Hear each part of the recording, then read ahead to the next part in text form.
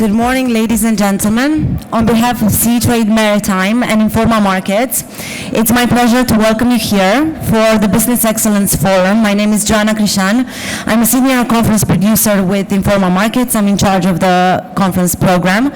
But I would like to please ask you to help me introduce our moderator for today, which is a lady that most of you are very familiar with, very well known in the industry, Mrs. Jasmine Fichte, managing partner of Fichte & Company, and she will introduce her panel for this morning's session. Thank you very much.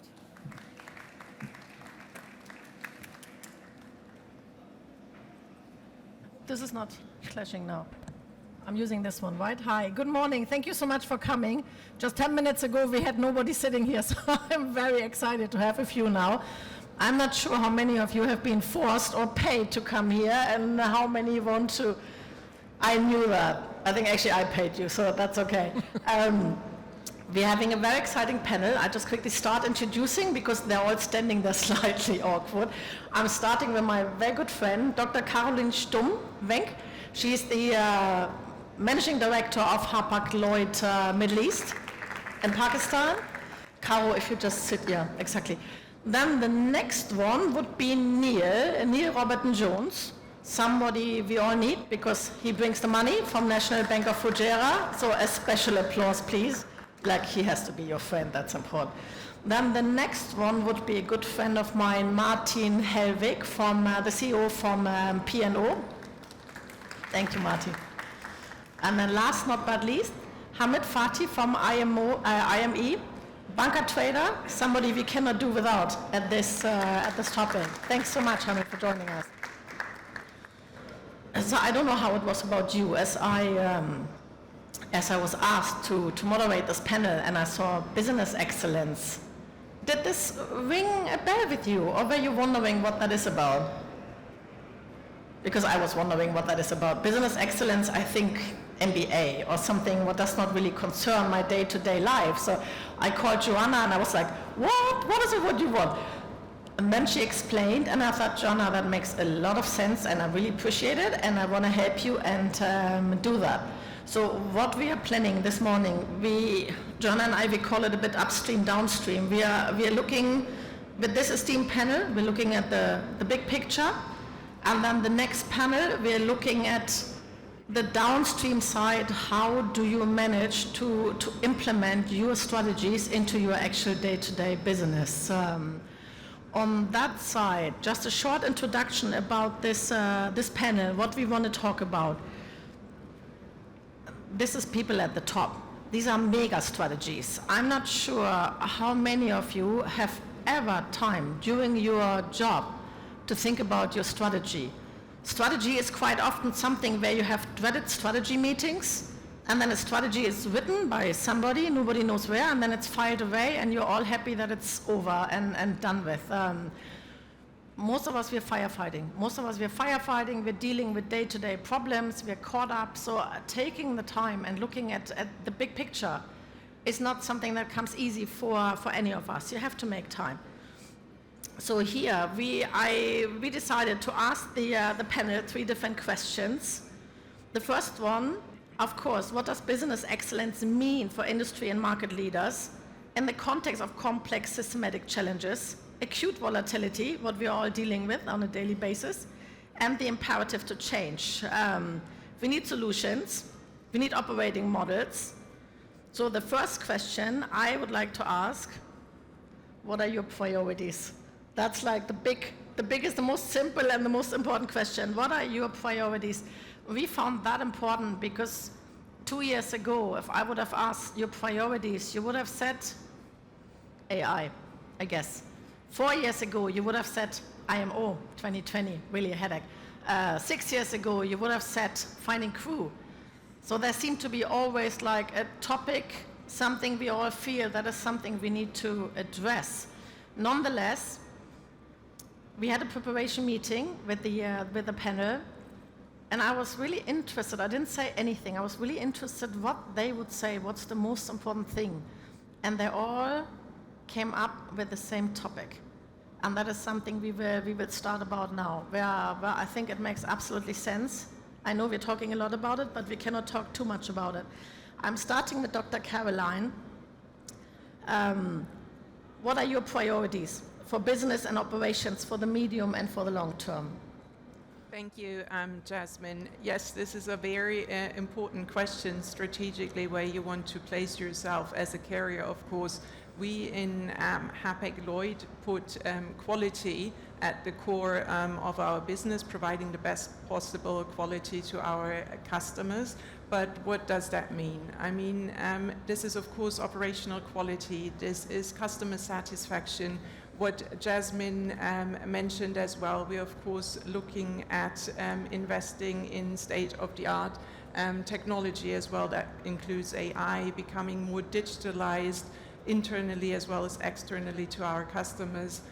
We're looking at improving our network and of course at emerging markets. Higher on the agenda is Africa at the moment for us as well as our customers. But above all, we're looking to provide a reliable and safe and sustainable service to our customers. And this is where I would like to focus a little bit, that is sustainability, because this is the buzzword at the moment and has been for quite some time. By now we're seeing more and more regulations coming into place globally by local governments, and we see this gets higher and higher on the agenda of our customers as well. So especially when they're publicly listed, they have certain sustainability goals that they have to fulfill, and this is what we need to adjust to as a carrier as well. And this is why we have just 2 weeks ago launched our first sustainable shipping product, Ship Green, at Hapag-Lloyd as well, which enables our customers to purchase a green shipment, as we call it, meaning that you can ship and add this product to your shipment. We will purchase the respective biofuel necessary to transport it. So it's a mass calculation, so we cannot promise you that your particular container that, for example, you would ship from Jebel Ali to Mundra is going fully on biofuel, but we will globally purchase sufficient biofuel to make this one shipment fully carbon neutral. So this is one of our top strategies going forward, and with that, of course, comes the big question, what will be the biofuel going forward? Where and how can we purchase it, and all of these related questions. Thanks so much, Caroline. So on that point, you were literally saying to keep your spot as a market leader, you need to provide sustainable shipping, and you want to do it because regulations are calling for it as well. There is a reason why I put Neil at the second, because we all know that the change is expensive. So Neil from NBF, are you driving the change when ship owners come to you? Are you saying, I want to see that, I want to see this in your business plan, or how's the bank dealing with the transition? No, I mean the bank is very concerned and very focused upon these issues, and the adoption of the ESG principles, environmental, social and governance, in the decision making of the bank and the credit assessment of the bank. And we believe that through that we will actually help society, sustainability, assist with the regulations, and assist in the overall development through the transition to zero carbonization, which is what we're doing. So we're doing, at the moment, we're financing dual cycle, dual fuel vessels. We're doing more environmentally friendly vessels. We're doing with fins and propellers amendments that help increase efficiency, whether it's coating hulls with silicon and different substances to make them more fuel efficient. But basically the bank is committed to doing this, and it will continue. And I think it'll just expand and just exponentially increase. Neil, if I can just ask them, how does a banker think when a ship owner is coming and he's saying, I want to refurbish my ship, I want to do new painting, I want to do a few things what my class told me to save 10%, maybe even 15%, and another ship owner is coming and is saying, I want to go for battery I want to be for battery charged chips, and another one is coming and saying, I woke up this morning and I thought methanol is the new thing. I want to go for it. I just want to risk it. Where's your appetite? The bank's appetite will depend very much on the underlying transaction and who the customer is at the end of the day, and the track record and the degree of innovation. So if it's sort of hull coating, and if it's, do the fins and propellers, that's a very easy, simple, proven technology, and you'll be increasing 3 to 5% in efficiency, fuel efficiency. If it's if it's a new vessel, completely new, and we are doing some for top quality names, and we're doing those both domestically and internationally. But then if you're coming onto something, as you say, methanol, which at this point in time is unproven, that's going to be a more difficult ask from a credit perspective. It's the credit and it's the board. So it's I want to say it's on a case-by-case basis. Thanks so much, Neil. If I can just come to you, Martin. We heard Caroline, who spoke about Blue Sea shipping. Now you as a tug operator, I can say feeder as well. What are your thoughts? Where are you going?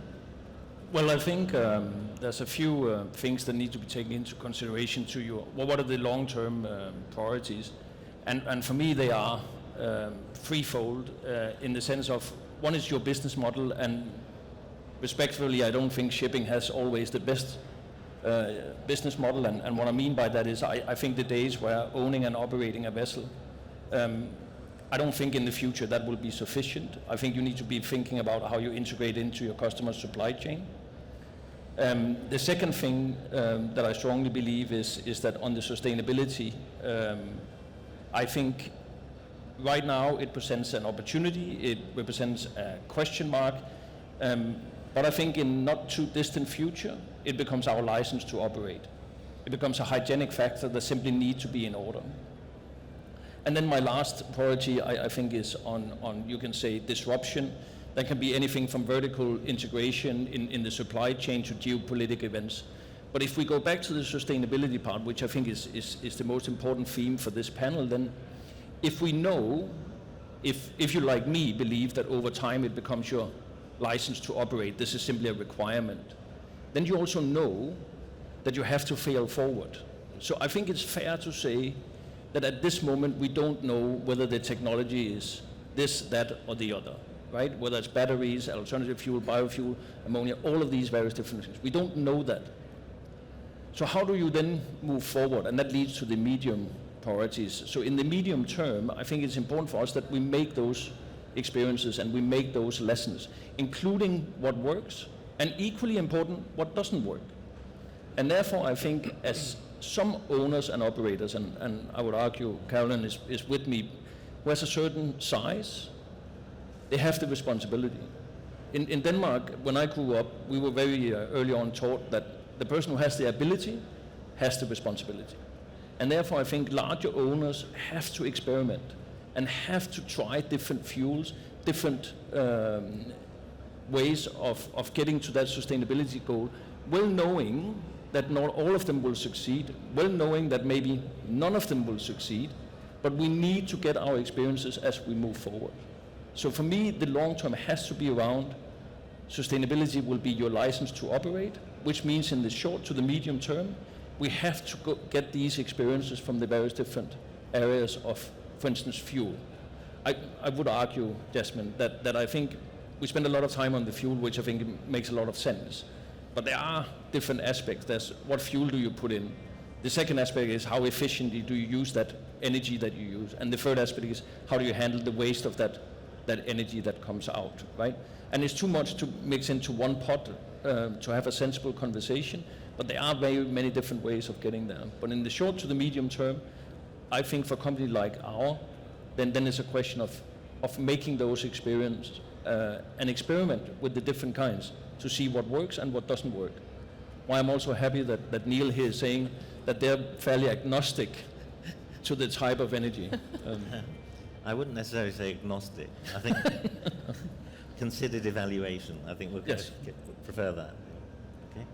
But you're not set on one. No. No.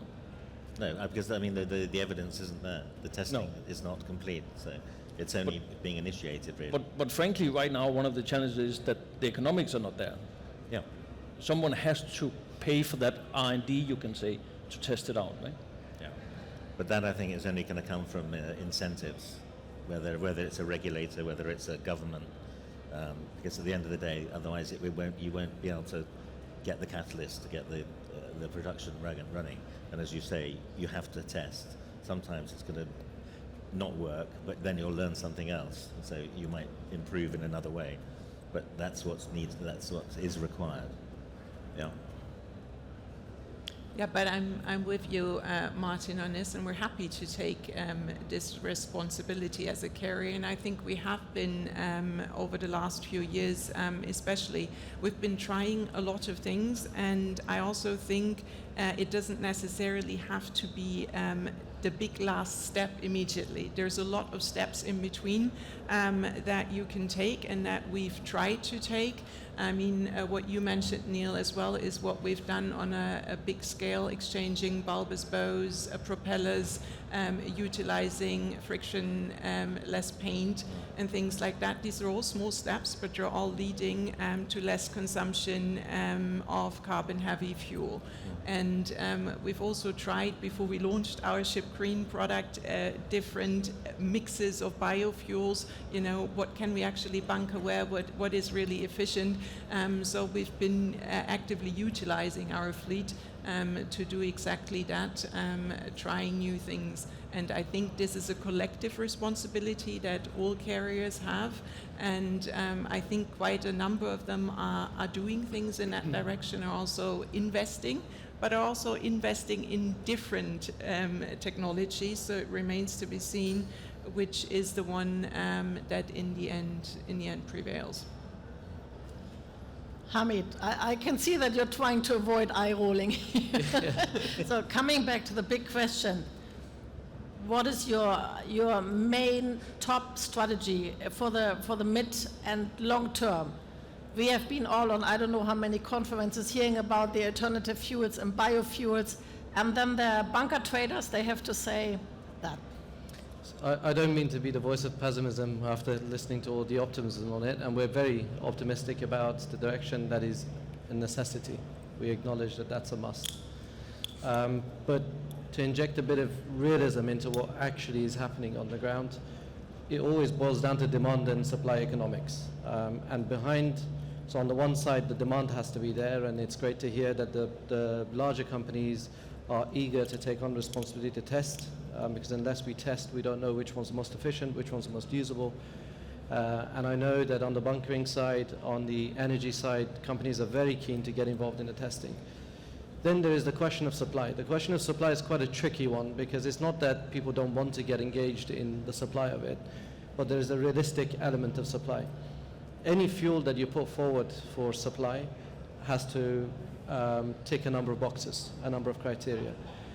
Whether it's about availability of natural resources, whether it's about production capacity. So you might have a country that has plenty of natural resources, but they cannot produce it because they don't have the technology, either it's too expensive or they don't have the technology, or because there's other elements, environmental elements going on where production becomes a problem. Once you've produced it, then you've got to get it to the bunkering. Once you've got the bunkering capacity, so you've got to have the bunkering companies located or willing to locate, then you've got to have the capacity to store that particular type of fuel, and then you've got to be able to use it for propulsion of the vessel.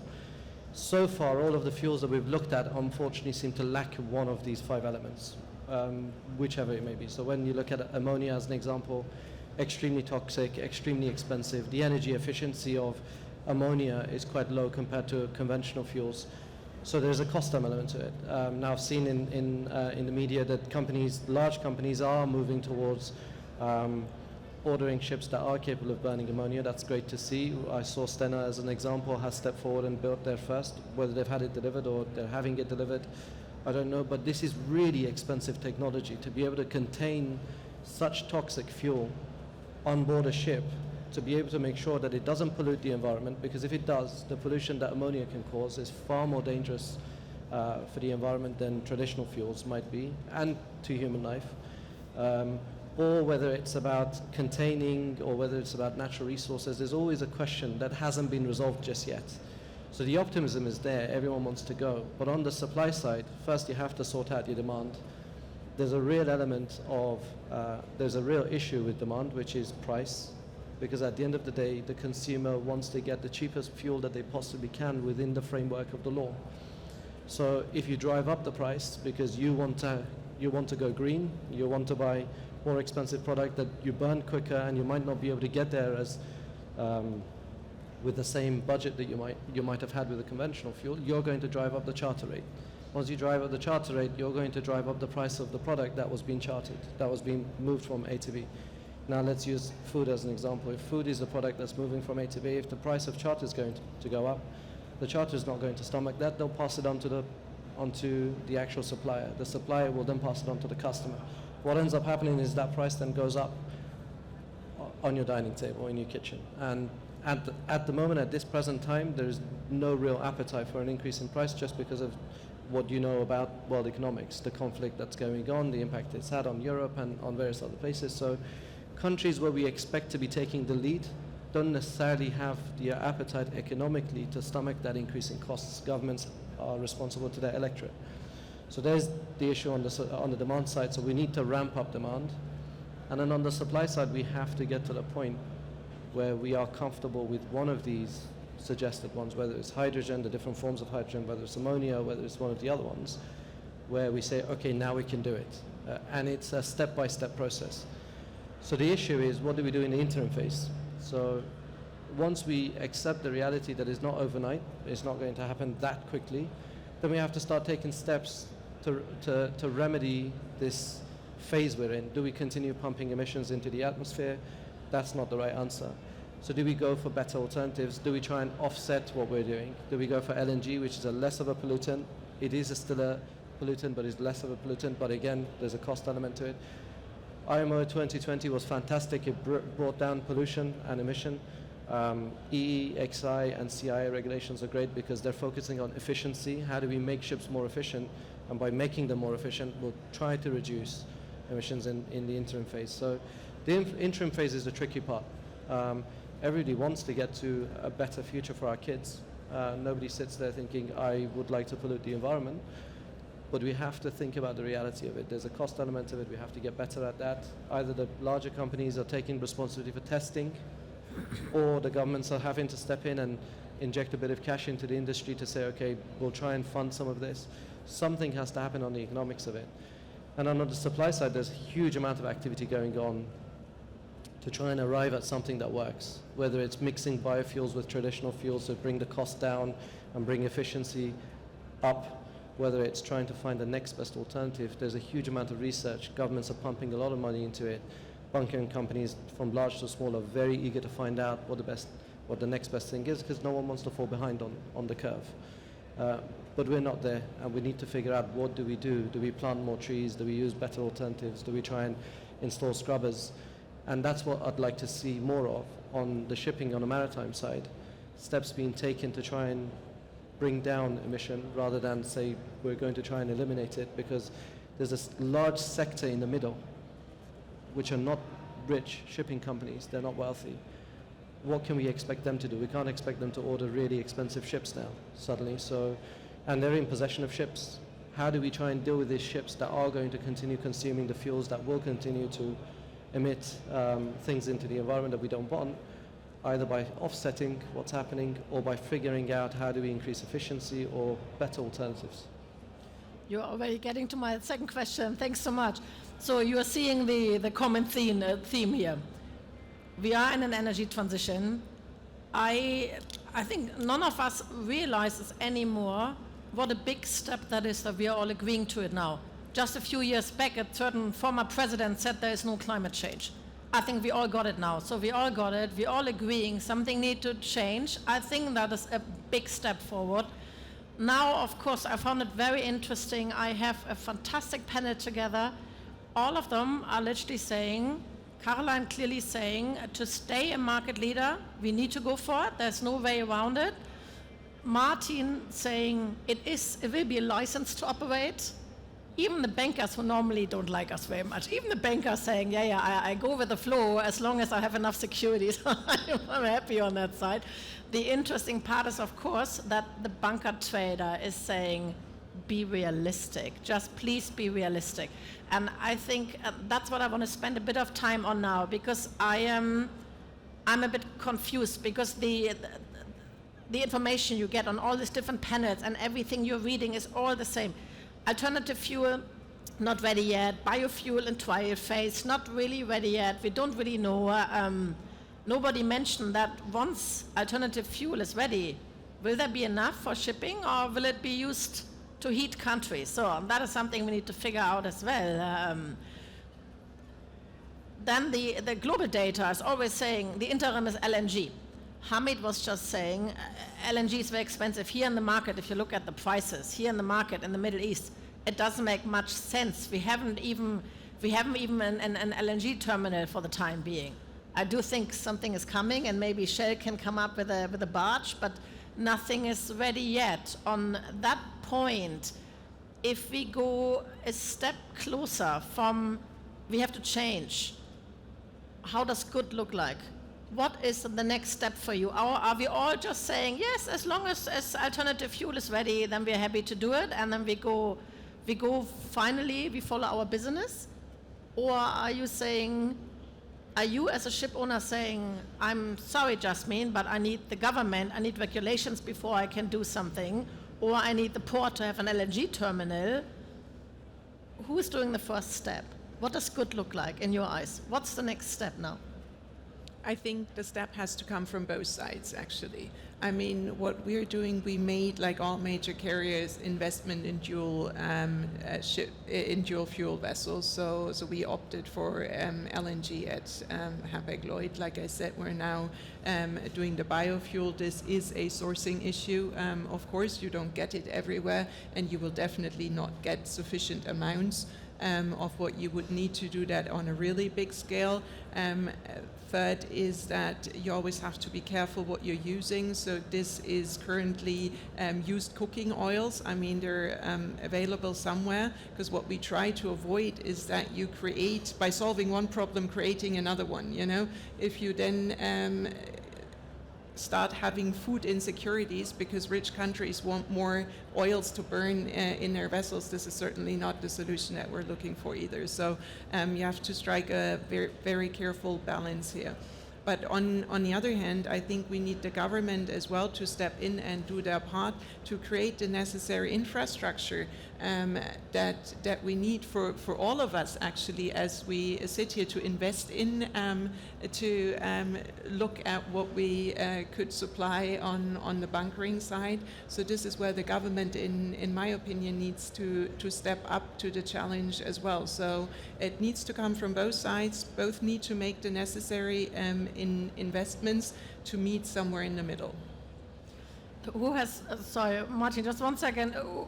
Okay, this is a test who's actually listening and who's just doing their emails. I mentioned ship operators and I mentioned the government. Whom did I forget? Whom did I not mention? Hamid said it. The charterer. The one who's saying, yeah, whatever, I'm not paying for that. I'm absolutely not paying for that. So when it comes to money, I'm going straight to Neil again. So, or maybe Martin, you wanted to say something to Caroline just now. Yeah, I think when you look at this, who is it? Is it the government? Is it the owner, the operator, or is it the charterer? I think when it comes to the government, I fully agree with your point of we need to have some realism. And realism, I think, also comes down to timeline. So P&O is more than 180 years old. My responsibility is to make sure that we exist for another 180 years. So when I talk long term, I talk plus 20 years, not 2 or 3 years, right? And what is it that shipping does? Shipping is the infrastructure for all energy in the world and for all trade in the world. So Ahmed is absolutely right. We cannot just switch it over. There's no short-term solution. There's massive investment in it. And I think as an industry, we should take a bigger step, a more prominent step than the governments. Because I fear, and I think what you see sometimes is that the governments will come out with things that are political. And what is political? Political is many times what is popular. What is popular is fast, short decisions that doesn't always benefit the companies, but looks good towards the public. And I think that some of the policies need to have a little bit more realism in it. And I think the reason that we're not seeing that is because I feel fairly strongly, actually, that we as a shipping industry are not good enough at controlling the narrative. We're too many times sitting and waiting for the government. I fully agree with Caroline. It needs to be a step from both sides. But many times we're sitting and we're looking at the regulators saying, how are you going to regulate this? What kind of nonsense is that?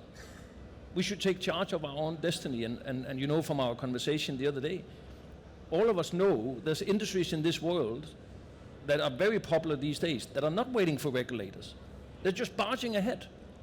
And they're sitting, and regulators are trying to catch up with them. Shipping is as old as people have been on this planet. We don't change easily. We'll not go there tomorrow.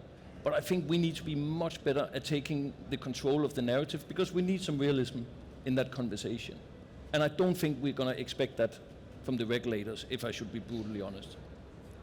Martin, my next question to Neil was actually, do you as a bank, would you prefer the regulator to literally enforce? To say, for example, around port areas, we only want to have electric trucks. So I wish I would have Slido here, because could we just for 1 second, could you just say, do you think right now we need the government to regulate more and to force us into changing? Arms up, who thinks that? It's not a trick question.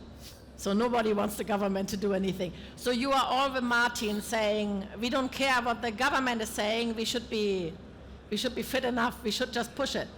No, they're not with me. I know the answer. So when you're saying government, which government? We're an international market. We have local regulations, we have national, we have regional. So asking for regulation, where are you asking for it from?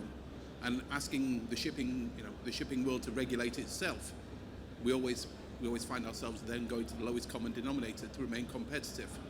So it's not an easy answer, but more government regulation, it's confusing, it's overlapping. I'm not sure. I think that is one area we're saving for the last question on the good, the bad, and the ugly, as I like to call it, exactly to say who's regulating what. But for me, at the moment, it's just a question, if you put aside which government, do we need a push from outside, saying we are a bit of a dinosaur industry? Martin was saying we need to change the narrative. Who knows me has heard this from me. We studied maritime law literally together. At that time, that's a long time ago, I'm not saying how long, we heard very exciting about the electronic bill of lading. Oh, yes. 25 years later, it still hasn't happened. So if we call this a dinosaur industry, you come to any agent, you see the place with the paper and the stamps and the signatures. That is where we are right now. And then there's advanced ports. We're talking about the one shop, the one window. And I'm just looking at this flood. I was just arguing with the government the other day, saying, you are saying the documents can be submitted online. One of our clients' ships had been stopped because the hard copies were not on board. So again, we're still stuck on that side. But just coming back, I'm not getting the feeling here, so I think you don't want to say anything, or you're scared that I'm asking you to comment. Can I just add something? I couldn't agree with Martin more on everything that he said. I do think, however, that the governments do have a responsibility. And I think you're right that governments can be split. Depending on what their aspirations are, what their assets are. One government that's, say, sitting in the middle of Europe with no oil and gas resources will have a completely different motivation to a government sitting in a region sitting on vast amounts of oil and gas resources. So we cannot expect governments to act in harmony with one another. But the aviation sector is a little bit ahead of us, I feel. They've created pressure groups. Governments have joined these pressure groups. So larger players in the industry, in the aviation sector, have created these corridors and have come up with pressure groups, and they're a little bit ahead. And I think ultimately, if we cannot sit back, and I think this is the point that was being made, we shouldn't sit back. We should try and lead governments. But once you encourage governments will come in and incentivize. And once they incentivize, I don't think penalty is always the right answer. Sometimes incentives are the right answer. But if you take the City of London as an example, when they first introduced electric cars, there was very little appetite for it. Anyone who lived in London at that time will tell you electric cars were just not the cool thing. Once the incentives and the penalties started to kick in, suddenly electric cars became the thing that everyone had to get one. And that's when the manufacturers then realized that actually this is now becoming reality. We can't just be petrol heads.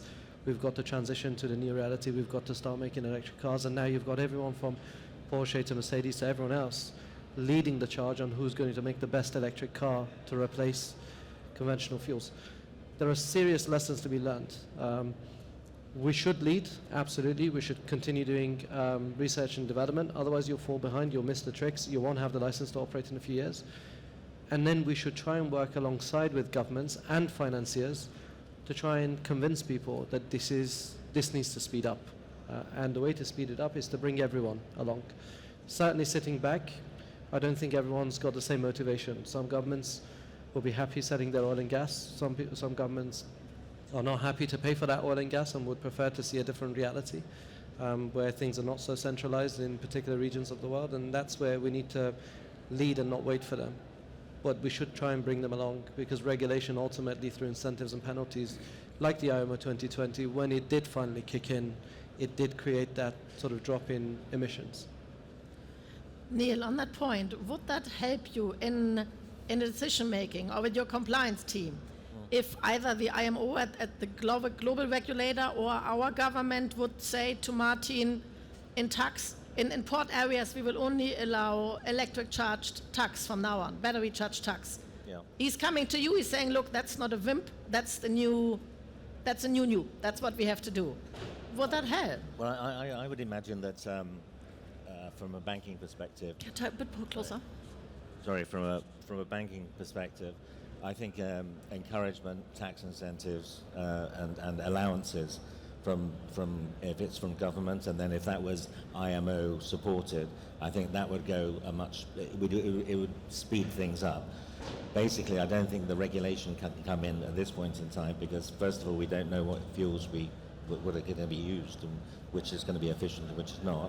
So it's difficult to regulate something that you don't know what's going to happen. So, and then the regulation will come in like with low sulfur fuel. At the end of the day, they put a backstop date, said right by this time, and then obviously they extend it again because not everybody's there.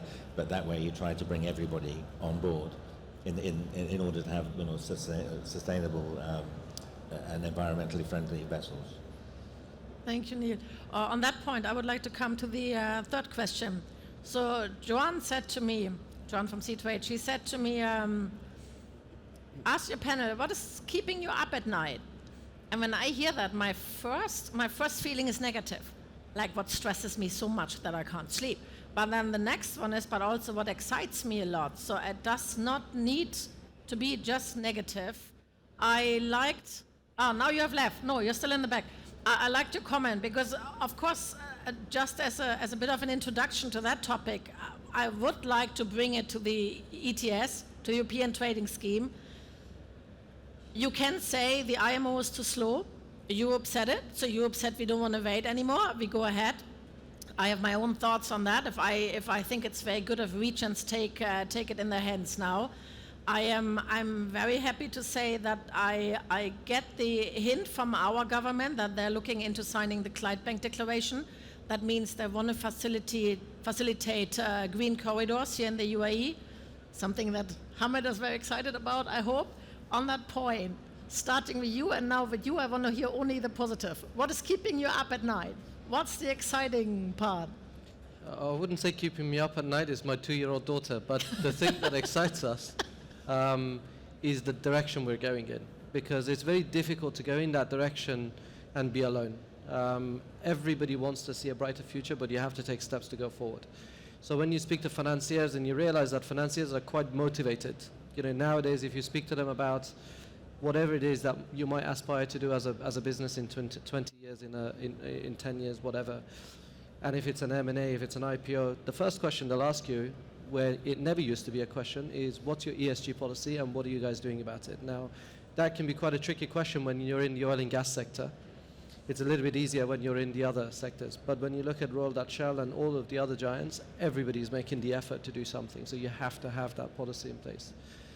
I would just say that there just needs to be a tinge of reality in all of this. So when the financiers do come forward and say, we want to see you take action, we have to understand the financiers themselves are under pressure, because behind them are their investors and their shareholders telling them, we want the reality of a greener future, so what are you doing as a bank? I don't want to see you invest in oil and gas as much.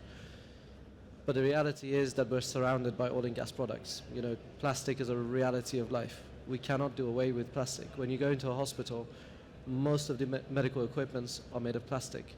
If you make a run for something like biofuels, are you going to start competing with natural resources that people use for their food? So will you, as Karen mentioned, are you going to start creating food insecurity?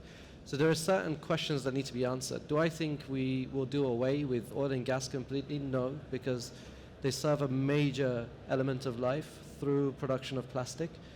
But are we excited about the road ahead? Yes, it's great to see that everybody is engaged on the subject. And the last sort of element of this that I thought might be the last player that I thought this might be an interest to were the financiers. But increasingly you hear, when you sit with financiers, they'll say, you know, if you want financing, I cannot finance the oil and gas as much anymore.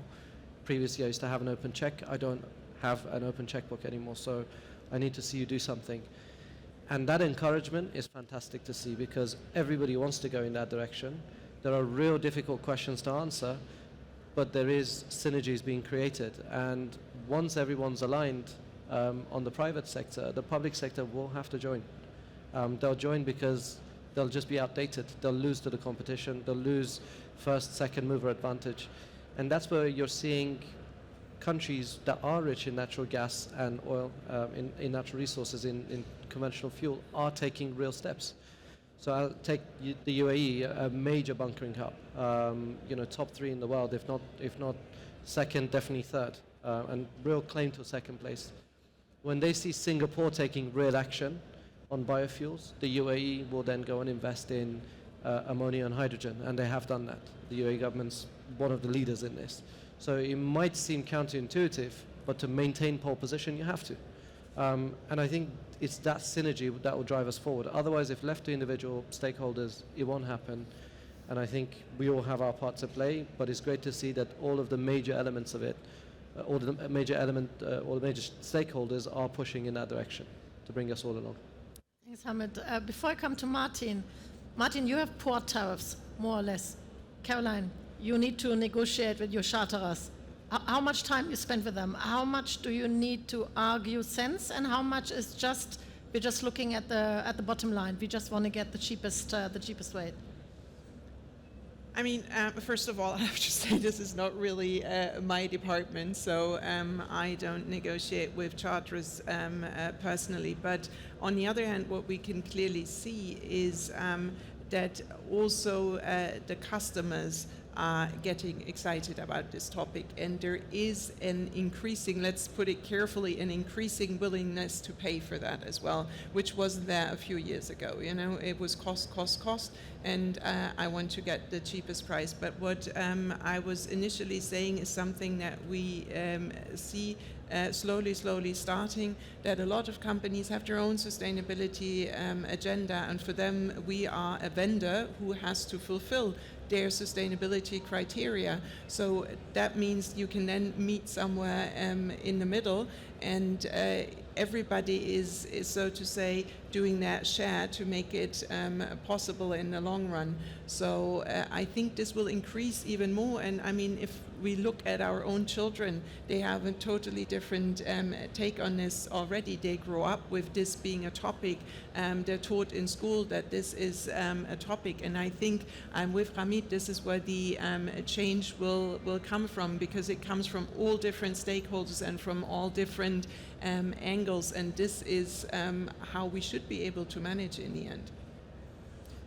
Can I make just one quick point, if you can hear me? And we actually have one particular fleet owner that is actually consciously inviting charterers to use more environmentally friendly ships with a cost advantage, and also to consider other fuels. So it's actually coming from some of the fleet owners who have a particularly strong view on sustainability. Good to It's hear. not everybody is going for the cheapest option. That's what Oh, I'm it's saying. very good to hear. Martin, how much you have support you have from DP World? As How the much big- support I have? How much support do you have from DP World as the Oh, a lot. big? I would The say a big lot. brother. So being part of DP World, I think sustainability is very high on DP World's agenda, and we are part of the Maersk Center of Zero Carbon through DP World as a partner. So I think there we have very much aligned, and I see DP World as really paving the way forward when it comes to sustainability. But if I may answer your question of what keeps me up at night, it's a little bit different. Your kids Sadly, are older. also my daughter keeps me up at night, but she is 20 years old, and I fear it's for very different reasons than yours the are last thing you keeping you want. up at night. But when we look at it, then I strongly feel across our segments that the tectonic plates are moving. And I think it has to do with the business model, and I think we need to rethink that. I think it has to do with sustainability, and then I think it has to do with, you can say, disruptive events, which can be vertical integration to geopolitical events. And I think if we take the latter one first, then I think we're going to live in a world, I think, the world is going to be more and more volatile. We'll see changes faster and faster, and the changes are going to be bigger and bigger. That's my personal prediction. There's not much I can do about that, so it doesn't keep me up at night. On the sustainability part, I cannot determine the future fuel, but I can determine how we play in the sustainability part. And on the business model, that's really for me to decide how do we build our own business model. So what keeps me up at night looking at the latter two is how do we build organizational courage, and I would argue industry courage, to take the necessary steps forward. Because we are a traditional industry, and I represent a very traditional company. We're 180 years old. It's very good in many cases, but we're not exactly always the fastest for many, many good reasons. So how do I build organizational courage to take the necessary steps when it comes to business model, when it comes to sustainability, and how do we translate that and make it infectious in the rest of the industry? That's really what keeps me up at night. Thank you very much. On one last word, again, the most likely for each of you, the most likely scenario for change. Hamid, do you think Maersk will come in with a joint venture with Shell on the back and saying, move aside, we're sorting it all out in the Middle East, we have our way, just don't annoy us, we get it done? Or do you think it's coming, what Martin was saying, it's coming from within the industry here in the Middle East? I think it will largely come from within the industry in the Middle East. You have to remember there's huge amount of liquidity in this middle bracket. It's not always in the top bracket. Sometimes the middle bracket together outdoes the top bracket in terms of liquidity. It's just a lot more fragmented. It's not centralized in the Shell and a BP and the traditional suppliers of fuel. A lot of family offices, a lot of liquidity sits in the middle bracket where they're not the top names. All of those, and I think the point Martin made earlier is a really good point. That's actually the driver for us in business. Looking at what is a bad business model and trying to move away from that. What's a bad business model? One that is not going to survive. That's not going to have a license to operate. That's not going to last another 100 years. So if you know what that looks like, which is if you stay the way you are and you don't transition towards this change, you will not survive. So if you know that, are you going to continue operating the way you have been for the last however many years? If the answer to that is yes, then you know you have an expiry date. If you don't want to have an expiry date, you have to change. The tricky question is, how do you make that change? How realistic is that change? How quickly do you make it? Do you want to be the first one that makes that change and have your fingers burnt by trial and error and the extra cost, or do you want to be the second one that changes? In the bunkering industry, often referred to as a first mover disadvantage. Getting that balance right is quite tricky, and it is extremely challenging, but we know what a bad thing looks like, and a bad thing is a business model that is not going to have a future. It's not going to grow, it's not going to be able to sustain itself, it's not going to be able to get financing in the future because it has stubbornly refused to change. So we must change, and I think that's ultimately the answer. I think what you know you don't want to be will then drive you to be different in order to survive, in order to be able to compete, in order to grow. You have to accept it as a reality and you have to go, and I think that's a very exciting thing. Martin, first to fail, would that stop you? Or would you say so be it? If failure will... The first to fail. The first people who are trying might fail, will fail. Does that stop you, or you are saying, no, we go ahead, we don't wait for anybody else, we want to be the market leader, we're trying? I'm not sure that this particular is about being the market leader, but I'm not afraid of failure, I think, and I think the process that we're in now, I would call it failing forward. That we know that what we're doing now is not the right answer, but we know it's a step to getting to the right answer. And so therefore you have to accept certain failure, and you have to accept that you test things that won't work, right? And to your question before with DP World, I think that's one of the great things is between us and DP World, in the same group of companies, we can test many different things because we have the customer and the operator in the same room as part of the same company, right? So it doesn't scare me at all to fail. On the contrary. That's very good to hear. Neil, do you think we're hosting COP28 now in end of November? Will that give us a boost? Yes, yeah. I think both from governmental support, I would anticipate that there will be something positive. And obviously the change in the maritime law as well, but will be another positive step for everybody. Yeah. We're still waiting for that, but maybe. And then the final word, Caroline. What do you think is the most realistic? Do you think we will go ahead, move ahead in the Middle East, or you think it will be other areas like Europe or China or Norway, and then we will follow a bit later? No, I believe the Middle East will move forward. I think there's great opportunities here besides the oil and gas, just for the geographical location, to produce lots of green energy. I mean, just think about solar power, for example. I mean, you could easily turn on land power in all of the UAE ports with solar power, provide 100% green energy to vessels while in port, and protecting the local environment that way. So I think now that everybody puts their minds to it, I think there will be lots of solutions on the horizon. And yes, I very much believe that the UAE can be in the lead here. And despite the fact that a lot of people still associate that with the oil and gas sector purely. I think that's a great final word. We have a few more minutes. I didn't see many questions from the audience. I know, Captain, I know. You will make it short or I cut you off. A question, a short question.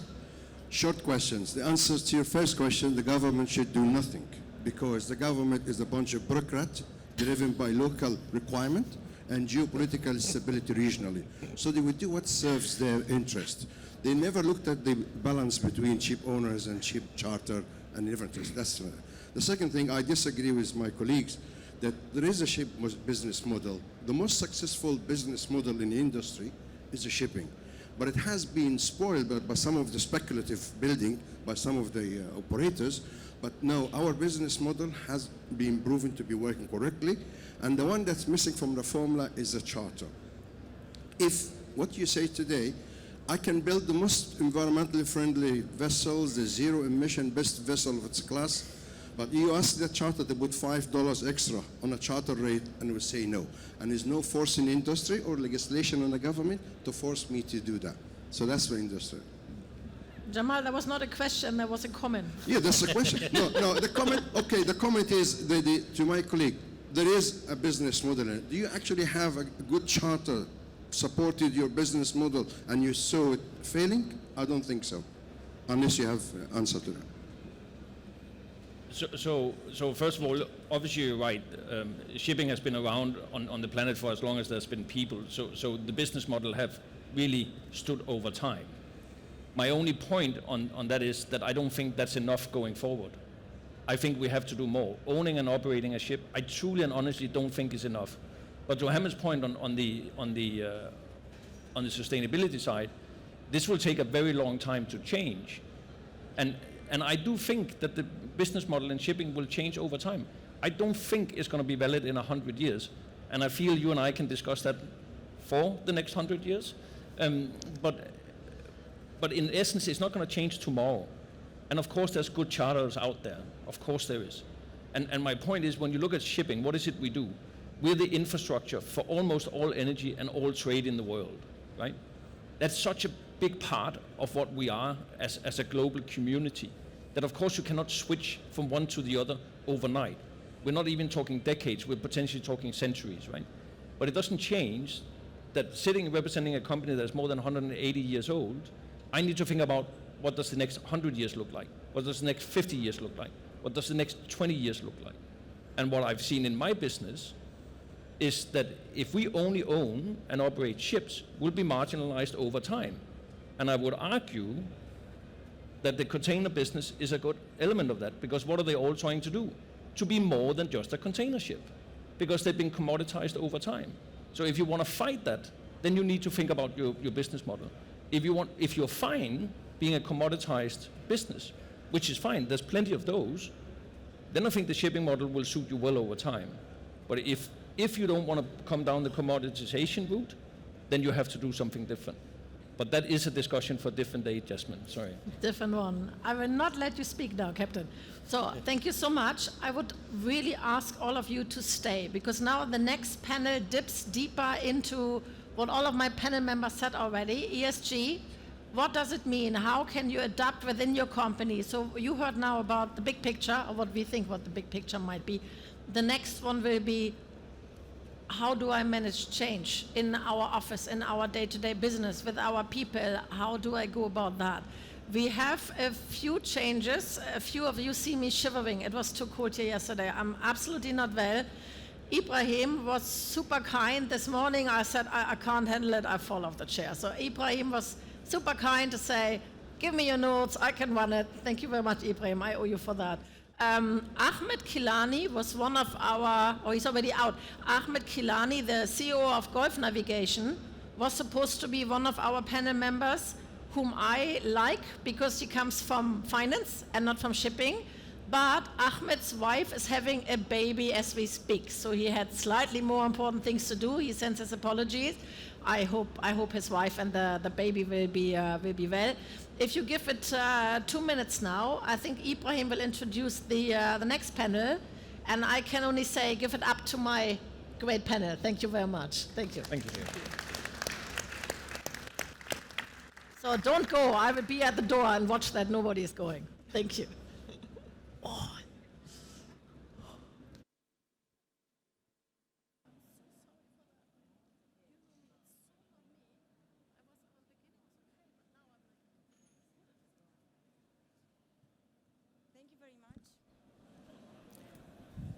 Thank you very much to this amazing panel and to Jasmine. And now can you please help me welcome to the stage Ibrahim Behairi, who is Managing Director, Middle East and Africa at WinGD. And he's a very knowledgeable panel. Mr. Shailesh Bildikar, who is Commercial Director and Maritime Logistics at TriStar and also represents Emirates Ship Investment Company. Gina Panayotou, who is ESG Manager at West. Michael Donaldson Badger, who is Managing Director at NSI. And Captain Zahir Irani, Managing Director UAE, China, Singapore, Germany, UK, and Netherlands at Constellation Maritime Marine Services. Thank you very much, Karen. Hi, everybody. I'll just give a few minutes to the panelists to settle down. Thank you, Jasmine, very much. Well done. Take care of yourself. I know you're not feeling well today.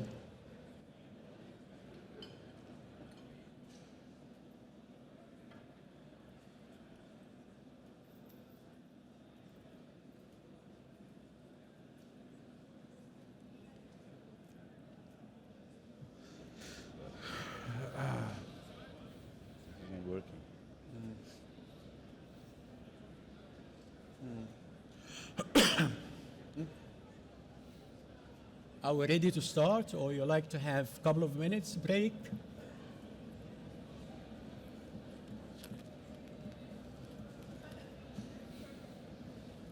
We've got so many notes. Tell me when you're ready to. Yeah? You go ahead. Okay.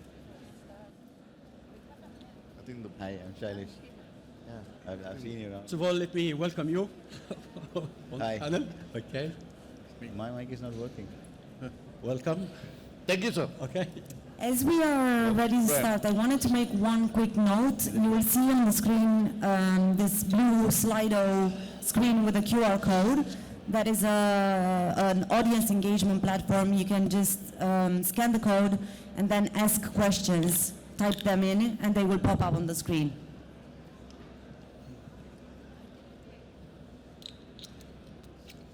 Good morning, everybody. Welcome again to the second panel.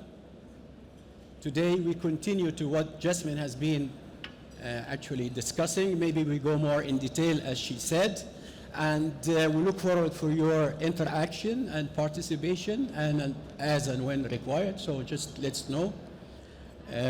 First of all, I mean, we're going through a lot of changes, the shipping industry in general, and we have gone through a lot of transformation. This is normally due to so many reasons. Some reasons are internal, some reasons are external. So whatever the reasons are, there are a lot of changes in the industry going on. Some of them, I mean, we have no control out of it. But at the end of the day, we need to meet with our business plan, our business targets. We need to be profitable. We are in a business which is very critical to the society. It's talking about shipping carrying more than 80% of the world cargo. So we have a very strategic and important business that you guys are handling. So changes definitely have a lot of impacts, could be positive and could be negative.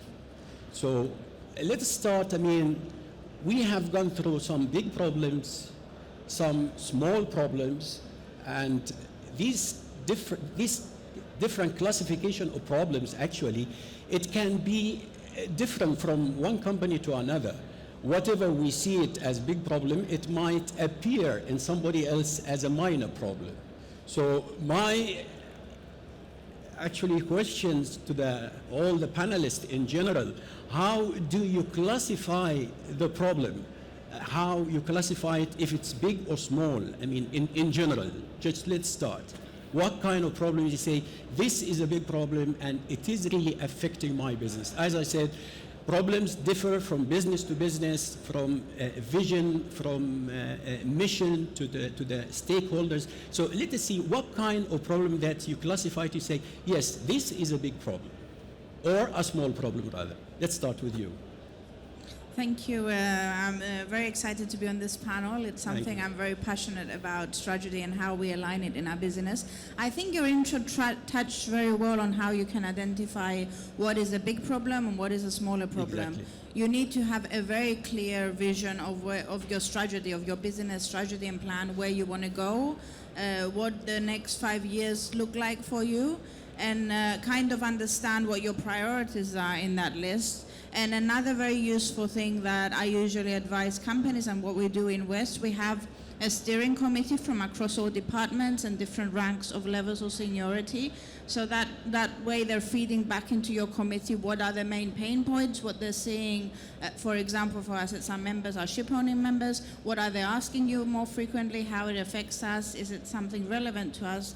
And how we can work towards it. So I think customer feedback, if I can put it under that umbrella, really can help you define if it's a big problem, if it's a smaller problem, if it's part of what you do and where you want to be going. So those are the two key things that I would say are the way to perform this risk assessment or areas of improvement and opportunities. Thank you. Good. Chalish, how you identify your problem? Hello? Yeah. As a ship owner and ship management? Well, I think we need to look at it in a bit different way. There are, any business or any business, we have problems. There's no such a big and small, but more than that, every problem has got an opportunity as well behind it. And that's the way, as a ship owner, is how we look at it. For example, now there are new regulations coming up. We are talking about the CII, the various other new regulations, which would probably slow down the speed of the vessels. And that could be a problem. But that could be an opportunity, because that's how the supply demand would get affected, and the markets are still holding firm because of that. So I think as a ship owner, approach is more towards looking at opportunities behind the problem and to handle that in a right way, the most important thing is to have the fungible mindset. It is very important to have a bit adaptable or fungible mind to look at how to resolve the problems and use it as an opportunity to have a competitive advantage. So as a ship owner, that's our perspective. That's a good point, actually. I mean, mindset and the adaptability. I mean, are we ready to adapt ourselves to these kind of changes as well and find solutions to these problems, whether it's big or small? That's a good point you brought. The mindset and the mentality of the people who are actually managing the business. Mike, what would you say? So from a marine fuels perspective, we're obviously being swamped with the energy transition at the moment, which again represents a problem and an opportunity. And looking at where we sit as a business, we're an independent bunker broker. So looking at all the future fuels that are coming, looking at all the impending legislation. So as I was asking on the previous question, ship owners are our customers, and they're swamped with local regulations. We had MARPOL, we've got EEXI, we've got CII coming, we've got the EU ETS. How does a ship owner contend with all of these competing and overlapping regulations? And that leads us into which fuel are they going to use in the future? Methanol, ethanol, are we looking at biofuels? And then what type? You know, there are 5 types of methanol, from grey, green. Yeah. Are we looking at well to wake? Are we looking, you know, what is our calculation? So in this conference hall here, we've got many companies, oil majors, governments, shipping companies, who are all pushing their own position. So in our strategy meetings, we came back to, we're actually an independent. So where we see our value to our customers is that we can actually look at all these competing positions, look at all what various legislation is, look at what all the oil majors are pushing, look at what individual fuel suppliers are pushing their own position, and try and work with owners to find the best solution for those. So what Martin was saying on the panel before about what's the next step, I don't think there is one next step. I think on the fuel evolution, we've got to be ready that there's several steps.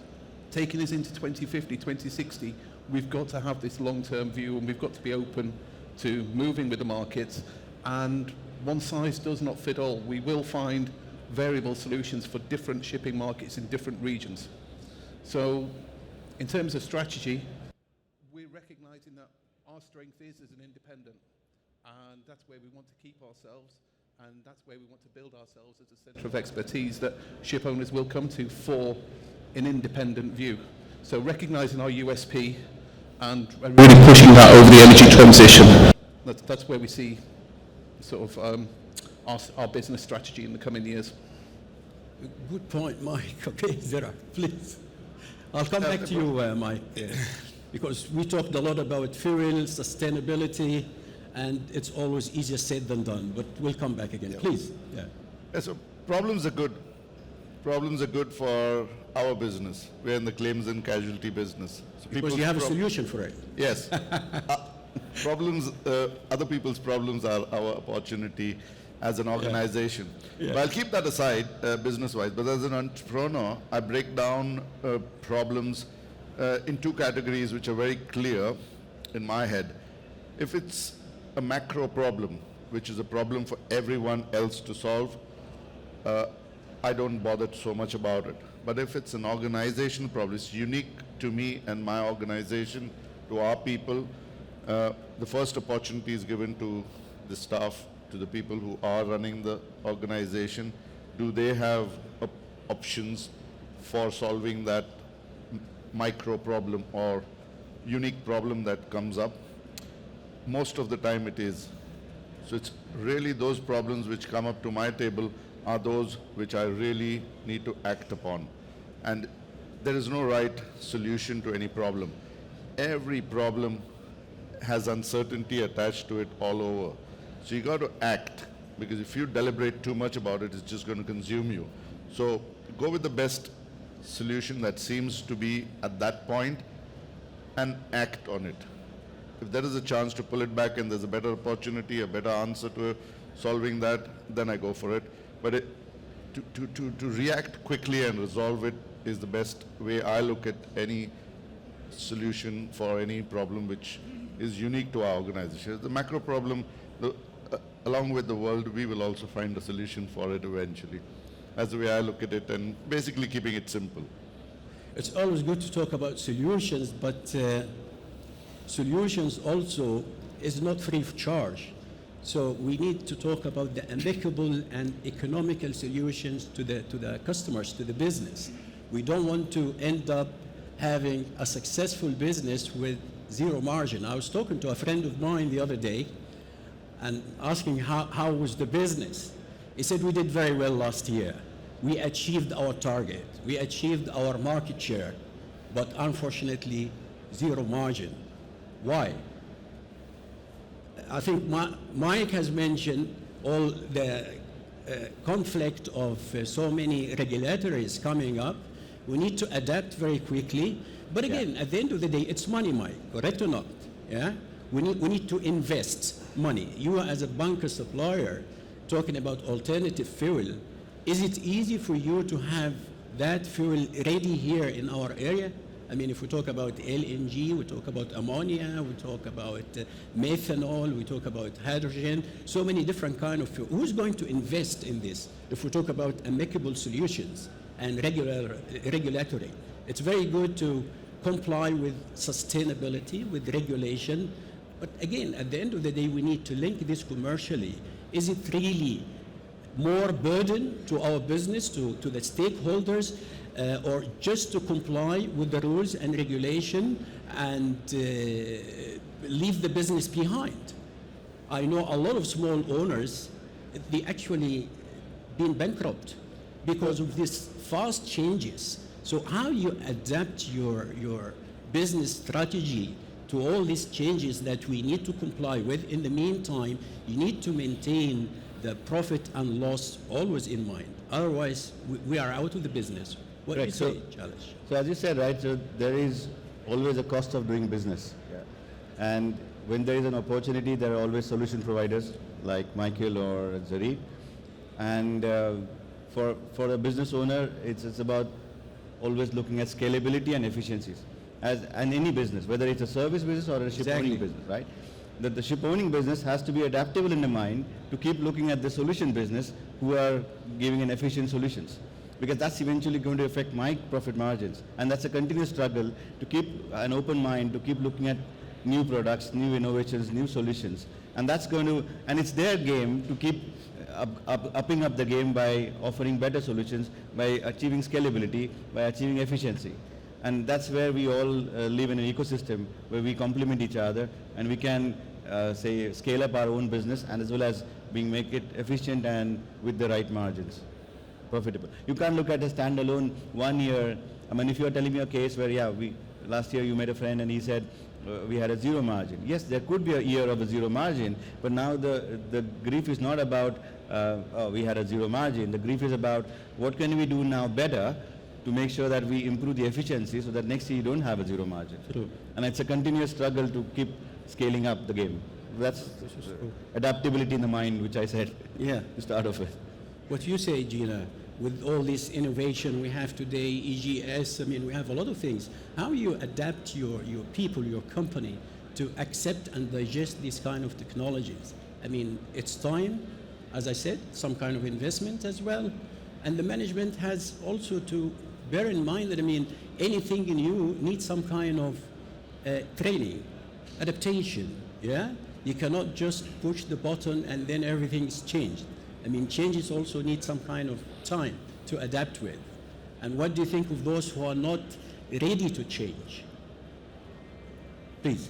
I think what came up earlier on the mindset is a very important key, and I'm very glad that it was mentioned in this panel because it's one of the main challenges that we have as an industry. And there's always that continual battle between the commercial side of things and regulations coming up. So it is very difficult. I'll touch firstly as a P&I, obviously it's a very different scenario. So for us, changing is quite evident because if we're advising our owners to be more environmentally friendly, more sustainable, it results to less accidents, less claims, so clearly the portfolio reflects better.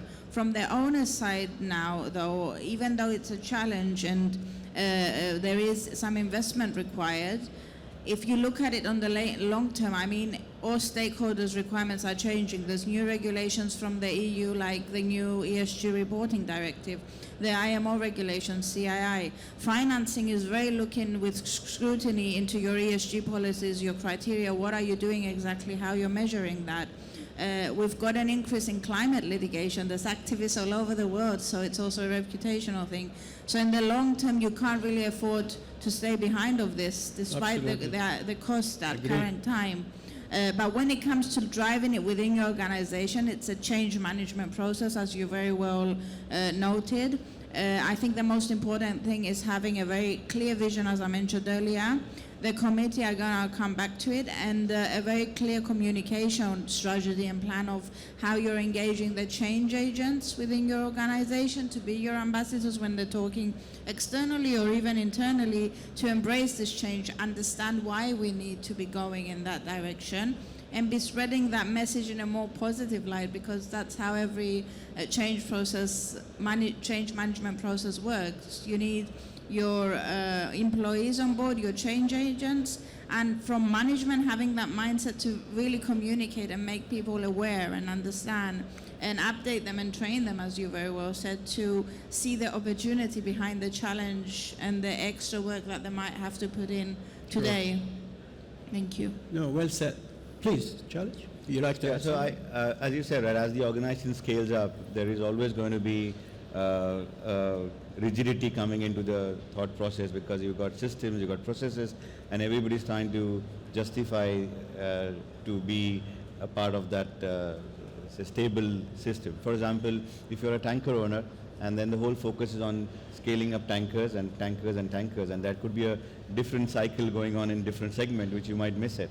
So like for us, we are a part of the logistics company, and we have a portfolio of 35 ships, which has got tankers, chemical tankers, LPG, LNG, dry bulk, barges, all of it. And it is, the way we have created is to have a very collaborative mindset. So maybe sometimes when you see an opportunity in some other segment where you don't have the skill set in-house, and that's the time you collaborate, you merge, you acquire, or you find some partnerships and go and seek that opportunity in other segment. And that's a mindset again which is very important to be adaptable, because if you have a rigidity in your head about a particular segment that you're working in, then you are going to miss everything else. And shipping is very cyclical. I mean, all segments, whether it's offshore, dry, tanker, LPG, LNG, and it's very important to have a view on all of them, because otherwise you will fall. I mean, you will have a down cycle. This is about a portfolio which you run. You know? That's why when we look at ship owner, I mean, I don't think we are a ship owner. We own ships, yes, but we're not the ship owner. We have an operating day portfolio of, let's say, 10,000 days.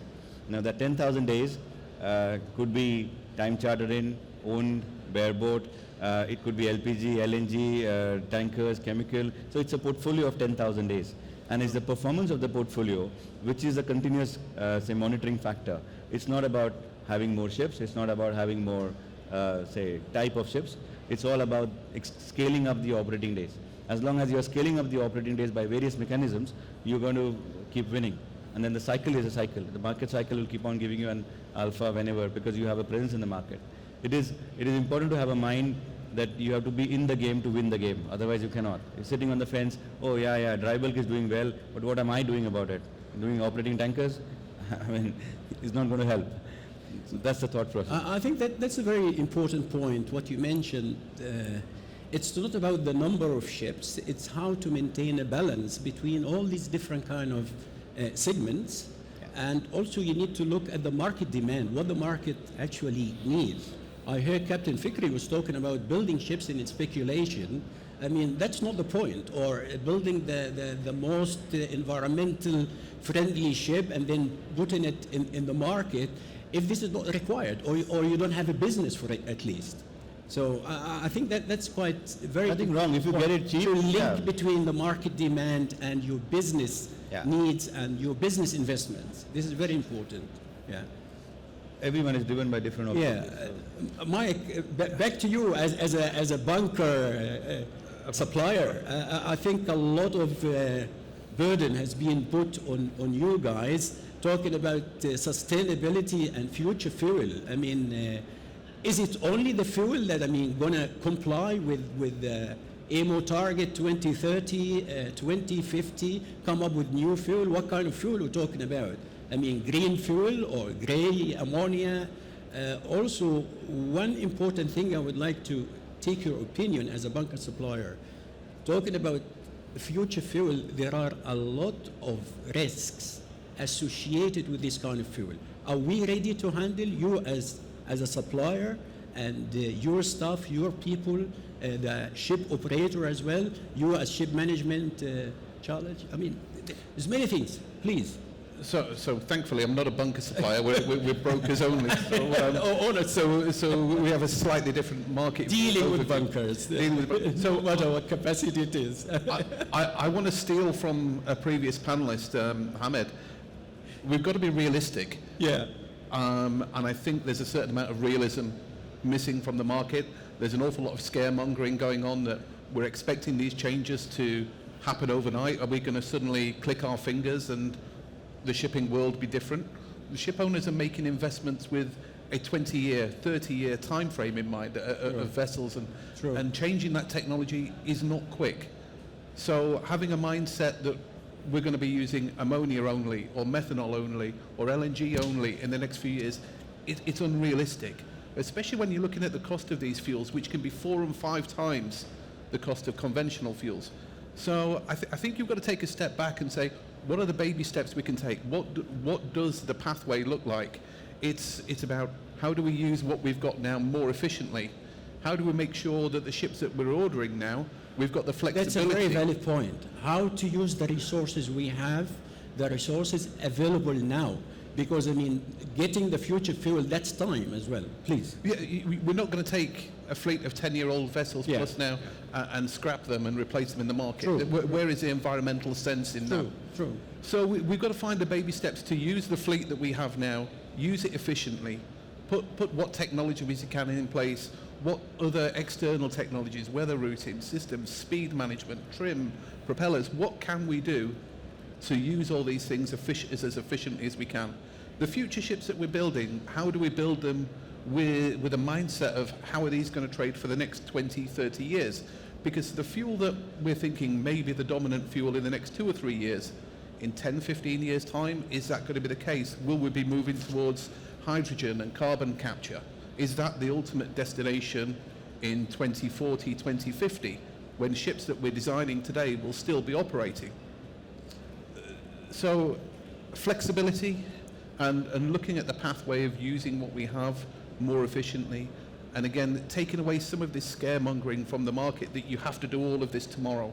You don't have to do all of this tomorrow. The world cannot afford for us to do it tomorrow. As the previous panel said, who is going to pay for this change? It's ultimately the end consumers of the goods that we're moving. And in a world of hyperinflation, who can afford to pay that? That's the point. Who's going to pay? Who's going to pay? Exactly. So let's be realistic. Manage our steps slowly. Get the efficiency in place, and ensure that whatever regulations we have are robust and they're global, and there is a level playing field for everybody involved. At the moment, we don't have a level playing field. Looking, so other panels have previously mentioned the EU ETS. So that's going to drive a position where an owner will be incentivized to use his most efficient tonnage in Europe. So what does that mean for the less efficient tonnage? Where does that go to trade? And increasing emissions in other parts of the world, is that, you know, how does that sit as a global citizen? Yeah.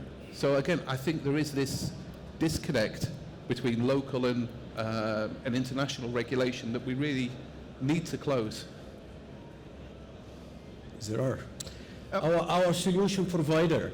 Well, I like to think so, but I think change. Regulation, sustainability. Yeah, are we contradicting here, or we are in the same line? What it is actually? I'll give you a philosophical answer to change. It's expensive and uncomfortable. If you can avoid it, you tend to to incline towards avoiding change as an instinct. But the fact is, change is permanent. It has to be. You have to have a mindset for change. Your organization has to have a mindset of change. So we encourage people to come up with a new idea every week for the organization. So what that does is everyone thinks about changing something. So it's in their minds. They have a feeling that they are going to change something or propose a change. So it's a change mindset. It exists. We're a small company. We have only 3 registrations in UAE and 19 staff. But I'm saying each and every one has to think change and be mentally prepared for it. Now, as far as the industry is concerned, let me tell you that scrubbers came and they were discussed and pounded upon whether to keep them, not to keep them, how will the world cope with the LSFO requirements and cope. It all came and went. Going back about 100 years, coal was being transitioned into black oil, and there was a question and whether steamships would be phased out and oil would take in. The transition happened. There was a time when there was Didda and the radio officer whose job was hanging by the wire. GMDSS was a very smooth transition, I believe, and it happened during my sailing days in early 90s when the radio officer became a thing of past. So I think the industry will adapt.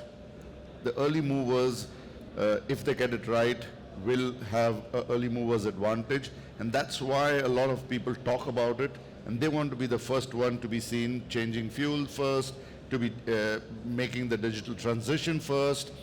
And as history has it, anyone who adopts change fastest and first is standing out from the mob, and that's where people are looking to make that, take that gamble of saying, let me go with all my ships having scrubbers, or bugger off, I'll go with people and trade my vessels where there will be LSF in abundance available to fuel my vessels. And next one would be probably ethanol or hydrogen cells or wind propel. But those who are moving forward are going to be talked about, and it's going to look good on them, even if they get it wrong. But they will be at least seen as people who are driving the change, are adapting change, and having a acceptance to change mindset. And that's my viewpoint as an independent. I think it's a good point. Gina, what do you think? I mean, do you think there's a gap between regulation, legislation, and ship owners? And if there is, how can we narrow this kind of gap? I think Michael made a very valid point that I was going to mention in the last question, but there isn't a globalized standard at the moment, especially with my ESG hat on. This is what, you know, the discussions in all forums that the EU is saying one thing, the IMO is saying another thing, some offer incentives, others offer penalties. So it's a huge mix of what you really don't know what to do for the best at the moment. And I say it as a joke, but it's probably one of the times I wouldn't want to be a ship owner. It's a very difficult scene and a very uncertain one. I think what we need going forward, and this probably extends even beyond maritime, but especially for maritime, is a more global standard of ESG reporting even as a base to start off, let alone when it rolls out with the rest of the regulation. Because we are seeing, like from my experience, I've read more than 100 sustainability reports in maritime, and they're all very different, you know, and there's not really, some of the statements made are even to an extent greenwashing, which is another thing that you can't really measure, you can't monitor, and as we know, what doesn't get measured doesn't get done. And on Captain Irani's point on that it's a competitive advantage, this is something I cannot say enough. I mean, I think that those who will be willing to be ahead of the game, in the long term, it's a very good business case. But the main problem and challenge that I see there is that we need that globalized standard. We need more clarity on what we're reporting, how we're measuring it, and we know that we're going in the right direction. Because also don't forget, shipping is a very capital-intensive industry. It requires a lot of investment. There's vessels at sea at the moment which are around for another 20 or even 30 years. So you need to know how, with certainty, how to go forward in this direction. That's a good point. Challenge, what you say? Sorry? What you say, I mean, you as ship management and ship owner, do you think there's a gap between regulatory bodies and all these kind of new legislation, compliance with sustainability? How can we actually get closer to ship owners and understand their problems? Yeah, it seems that, I mean, we are in two different directions. Yeah, regulatory bodies and ship owners. You guys are looking after the business, which I fully agree. I mean, stakeholders invest some money at the end of the year. They would like to see some profit there, yeah? And then regulatory bodies, they just come up with new legislation day after day. I mean, you wake up in the morning and, okay, it was 5% CO2, it has to be zero by such a day. I'll give you, again, from the business perspective, right? So when I first said it's what every business has to scale to get the efficiencies, and ship managers went into scaling it up to like 500, 700,000 ships and bring everything into standardized processes. And that's how we have big ship management companies. Today we're talking about 5, 7 of them, which own more than 3, 4, 500 ships. But then we have this fragmented set of ship owners who have got like 5, 6, 10 ships like us, or 15 ships maybe, or 20. But when you have a service provider who has got a standardized service for 700 ships portfolio, they cannot do it customized and give a special attention to each of their customers. And that is where you will see these days that every ship owner has gone into a engagement with smaller ship management companies, or either setting up of their own. Because the main objective of a ship owner is to make sure that he has got the full control on the condition and on the safety parameters on board his ships. And he sees that when he goes with a big player, he might get a cost differential advantage or other economics of sale in terms of OPEX cost, but he has got no control because they are trying to look at a standardized solution for 700 ships, whereas I need a customized approach for my trading pattern, for my set of ships.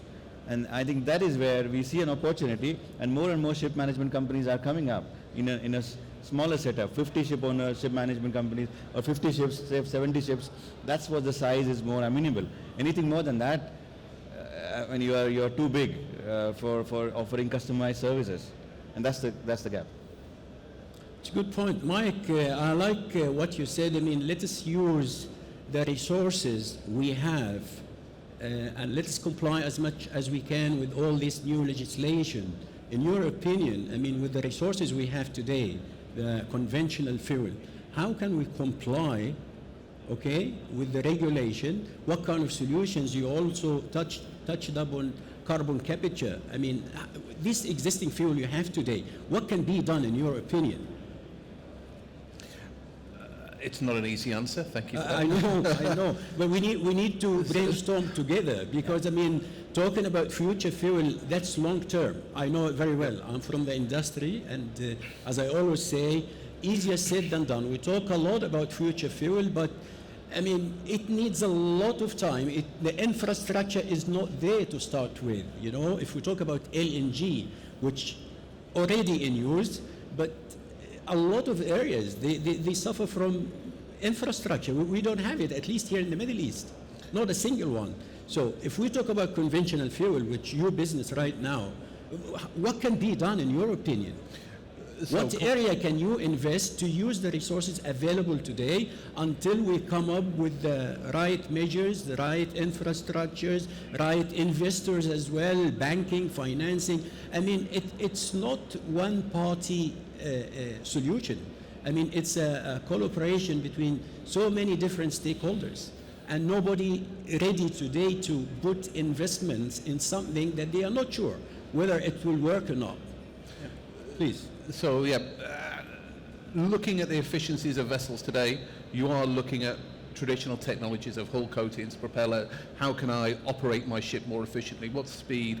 Am I getting the cargo to the next port too early? He talked about efficiency. Yeah. I fully agree, but practical thing with the available resources. So that's it.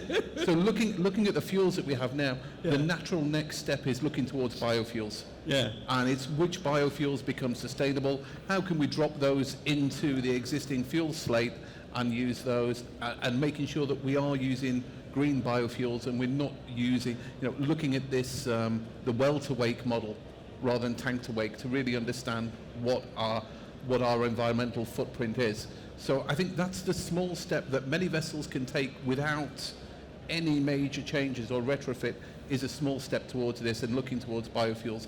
There is this B25 versus B30 debate, which we've got not that amount of time to go into that. What you mentioned into the financing as well. So working with our owners through our consultancy side, we are seeing that traditional banks are becoming less happy to finance oil and gas projects. So we've been working with people to find alternative private equity funds. They're still interested in getting involved in the oil and gas space.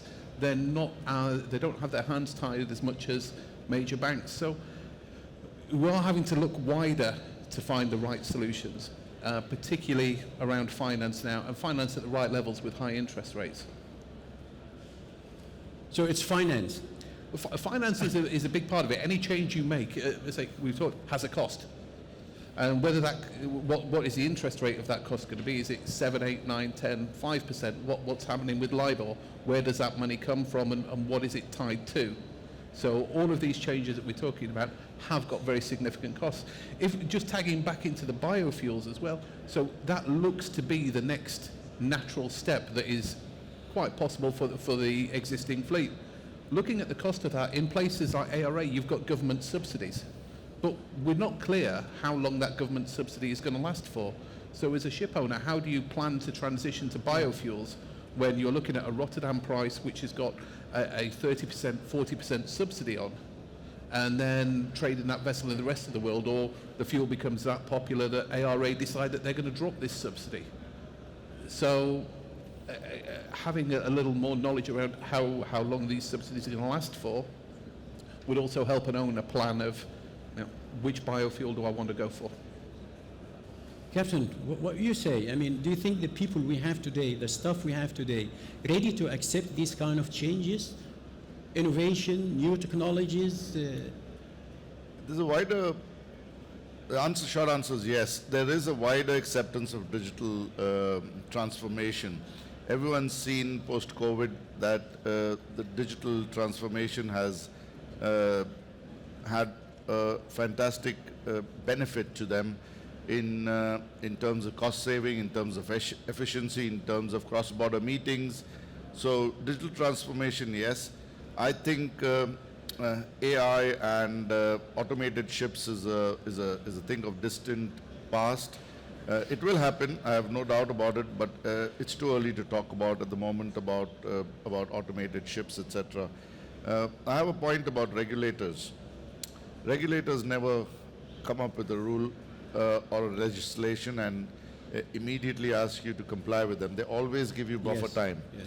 And it's the smart ones who take that first indication or those 2 or 3 years of maybe ballast water management systems, maybe other regulations which are coming up. There will be a lot more which will come up about sustainability. The EXI and CII have already kicked in. But those who started thinking about it early and looking at those vessels which had to substantially reduce emissions to come into compliance, they started putting those in the market to sell them. We do a lot of pre-purchase inspections, and we started looking at the early vessels which are out there to be sold, but those which had very poor ratings on these emission norms that are coming up and regulations. So those are the things. By the time those come in and they are in force, and then when you put your vessel which has a poor rating in the market, you'll obviously lose out on a chunk of a deal. So again, early adaptability rules are there to be complied with. You can defer them for a year, 2 years, 3 years, or probably work in shady areas where there is poor compliance or regulatory watchdogs are a bit under the weather. I don't want to name those areas, but probably they're not too far away from this region. But I must say that those vessels have a market. There's always space for bottom scavengers, and they will be out in the market till they finish off their working life. But we're not talking about those who are under the radar at the moment. We are talking about quality stuff, and early adaptability is of those regulatory indications are, I think, the way the market will move. I mean, ESG is another one. We've got people here who've already come up with applications and indications, which is going to be the next big thing. So, start talking about it within your organization and come up with a solution before it becomes an overwhelming reality. Before I go to the audience for the questions, this is just a general question for all of us now. I mean, why in the marine we're getting the biggest blame and the biggest burden for not contributing into the green environment? If we know that we are carrying more than 80% of the world trade, okay? And how much shipping is contributing into CO2 emission, GHG? How much? Talking about 2-3%. What about aviation? What about agriculture? Is anybody ready to put some comments? I mean, before I... Yeah, please, Gina. Okay. I know you like that. It's my favorite question in the world. Because we're not telling our story right. We're talking between Why us. shipping? Why shipping? And nobody exactly. nobody explains to the world what shipping is doing and how important it is to. And we saw this through COVID with the crew change crisis. Yeah. We were striving and we led a campaign to denote seafarers as key workers when it was, it's just logic and it should be common sense that of course the key workers are the ones bringing the groceries to the stores and they were working 24/7. So I think it's very important for us as an industry to become more vocal and become more transparent also and not be afraid of telling our story, because if we're not becoming our best advocate, nobody will, and that's why unfortunately we're penalized and put, as this polluting industry. I was talking to somebody the other day from a completely different industry, and when I said I'm in shipping, he's like, the most polluting industry in the world.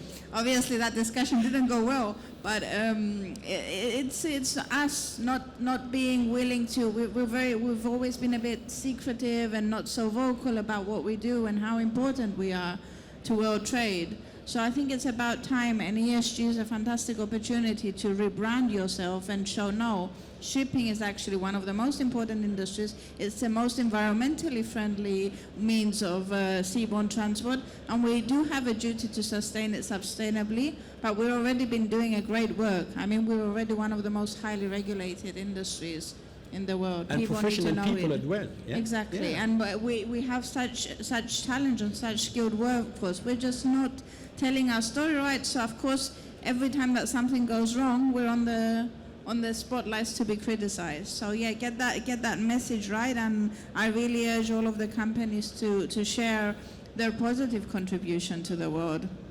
Thank you. Mike, you mentioned the ammonia. Ammonia is zero carbon. Do you think this will be a candidate fuel for the future? It's very toxic. I'm receiving a lot of negative feedback from ship owners. How can I put something toxic on my board, on my ships? And it's very risky for the people, in case of any severe accident or anything. How you see ammonia as a future fuel? You're complying with zero carbon, but safety-wise, I think there's some risks there. So you need to look at the production of ammonia to understand, is it really zero carbon? Yeah. So it depends upon the production method of which ammonia we're talking about here to understand, is it really zero carbon from a well-to-wake perspective? You've also then got to look at the energy value. You've got to have capacity to carry much more ammonia than you would a traditional fuel. So again, vessels, the existing tonnage doesn't really have the capacity for a straight switch to maintain the range. And then obviously, as you mentioned, the toxicity and vessel handling, we don't have a global set of rules yet or guidance of how to handle this as a marine fuel. It's been carried as cargoes in bulk, but introducing this into an engine space, into a workroom where people have much more contact, we don't have the market experience, we don't have the regulation to comply with, we're not there yet. There will be pockets of the market where it will make sense. I'm not sure I see it as the answer. for everyone in bulk shipping, but it will make up part. Captain, what would you do if your crew refused to sail on ammonia vessel? I've gone in and out of buildings which have ammonia refrigerated units, and I don't see any insecurity in doing that. There are enough of those in UAE where the entire... You're carrying ammonia as cargo. Yeah, but they are in the basements or they are in a confined places. Yeah. I don't see a problem. I just got off Malta from a ethylene carrier that has more toxic stuff as cargo than an ammonia fuel tank probably. It's funny that the regulators will go on an overdrive with the protection and the security of the people on board when you have such fuels. There will be compliances, there will be backups. So I have no doubt that the ammonia-fueled vessels will be as safe as any other. There are today gas tankers which are carrying, they were once, when they came out, I remember, known as floating bombs. And there were times after 9/11 where they envisaged something really disastrous with those, and that's where the ISPS kicked in with vessels carrying such highly volatile cargo. But none of that happened, did it? So in my view, it is looking dangerous at this stage, but when it comes down to the practical use of such fuel, I don't see there being any problem. I mean, look, to be honest, flammable fuels and cargoes are as dangerous as ammonia is, to be honest. But we don't. I'm very happy to hear this positive opinion about ammonia. Only a positive. The first person giving me a positive opinion about ammonia. I'm very happy. Thank you very much. Welcome. Now I would like to move to you, ladies and gentlemen. First questions. Bashmant Sherbini, please. To whom you were actually directing your question to?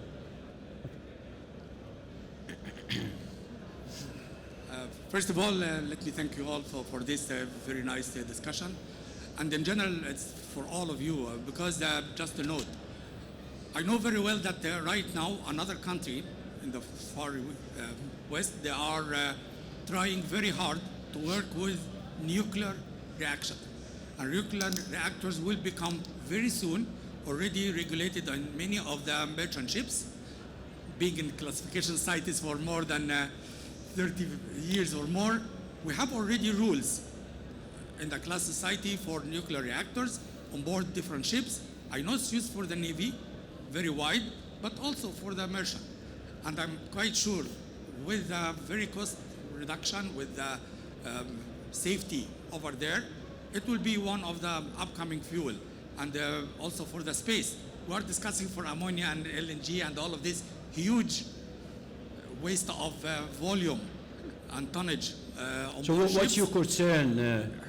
If we're discussing about the safety for the reactors, I believe now it's much, much more than before, and I believe it will be the near future. So you are positive with the future fuel, with the risks we sometimes talk about, so you are optimistic about that? Yes, Yeah. it will come. Very good, thank you. Can I add please. a little bit to that? Have you heard in the news what's going on with the nuclear power generating plants in Europe? This has nothing to do with ships. They're shutting them down on land, in spite of there being in Europe a huge shortage of fuel. That's one aspect of it.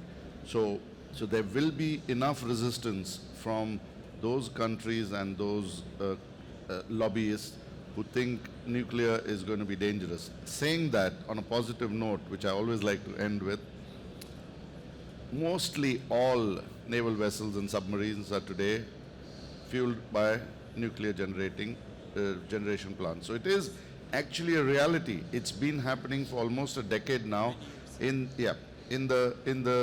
on naval vessels around the world. Whether it will come into mainstream or not will be hugely debated. I mean, the mainland power generation for countries, I mean, I know UAE has adapted nuclear energy. That's been such a slow mover. In fact, it was accepted by some governments and decommissioned now. So it's got a huge risk attached to it. In my view, it's going to be very hard. Practically, it's the most practical, easy, cheapest solution. And going on in America at the moment, and rules and regulation over there is accepting it, and they are revising all the classification rules to adopt it almost 100%. Thank you for your input, though. My money is on hydrogen, though. Please, microphone.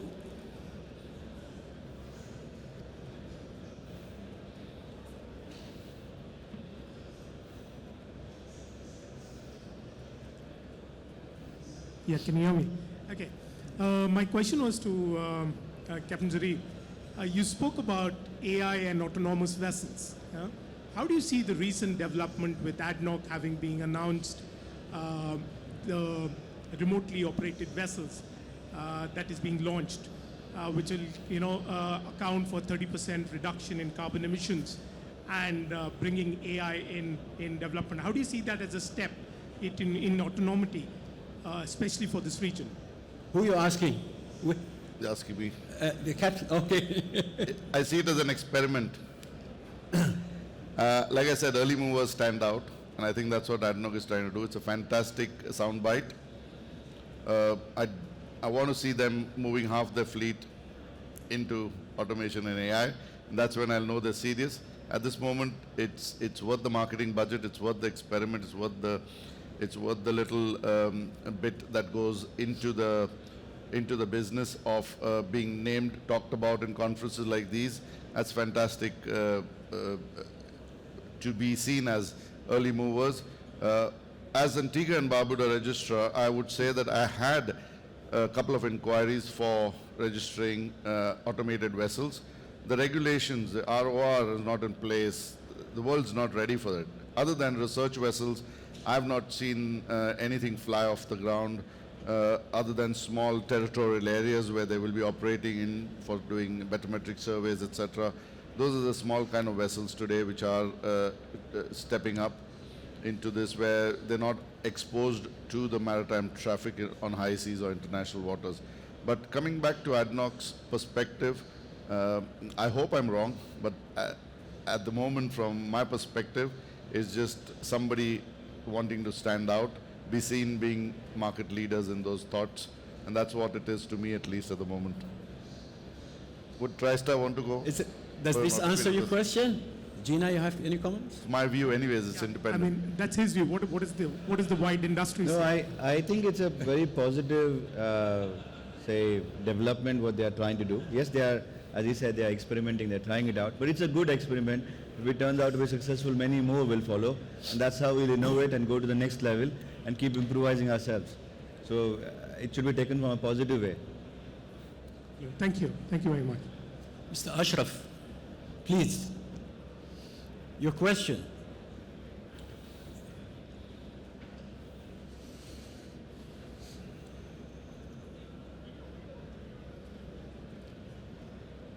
Thank you very much.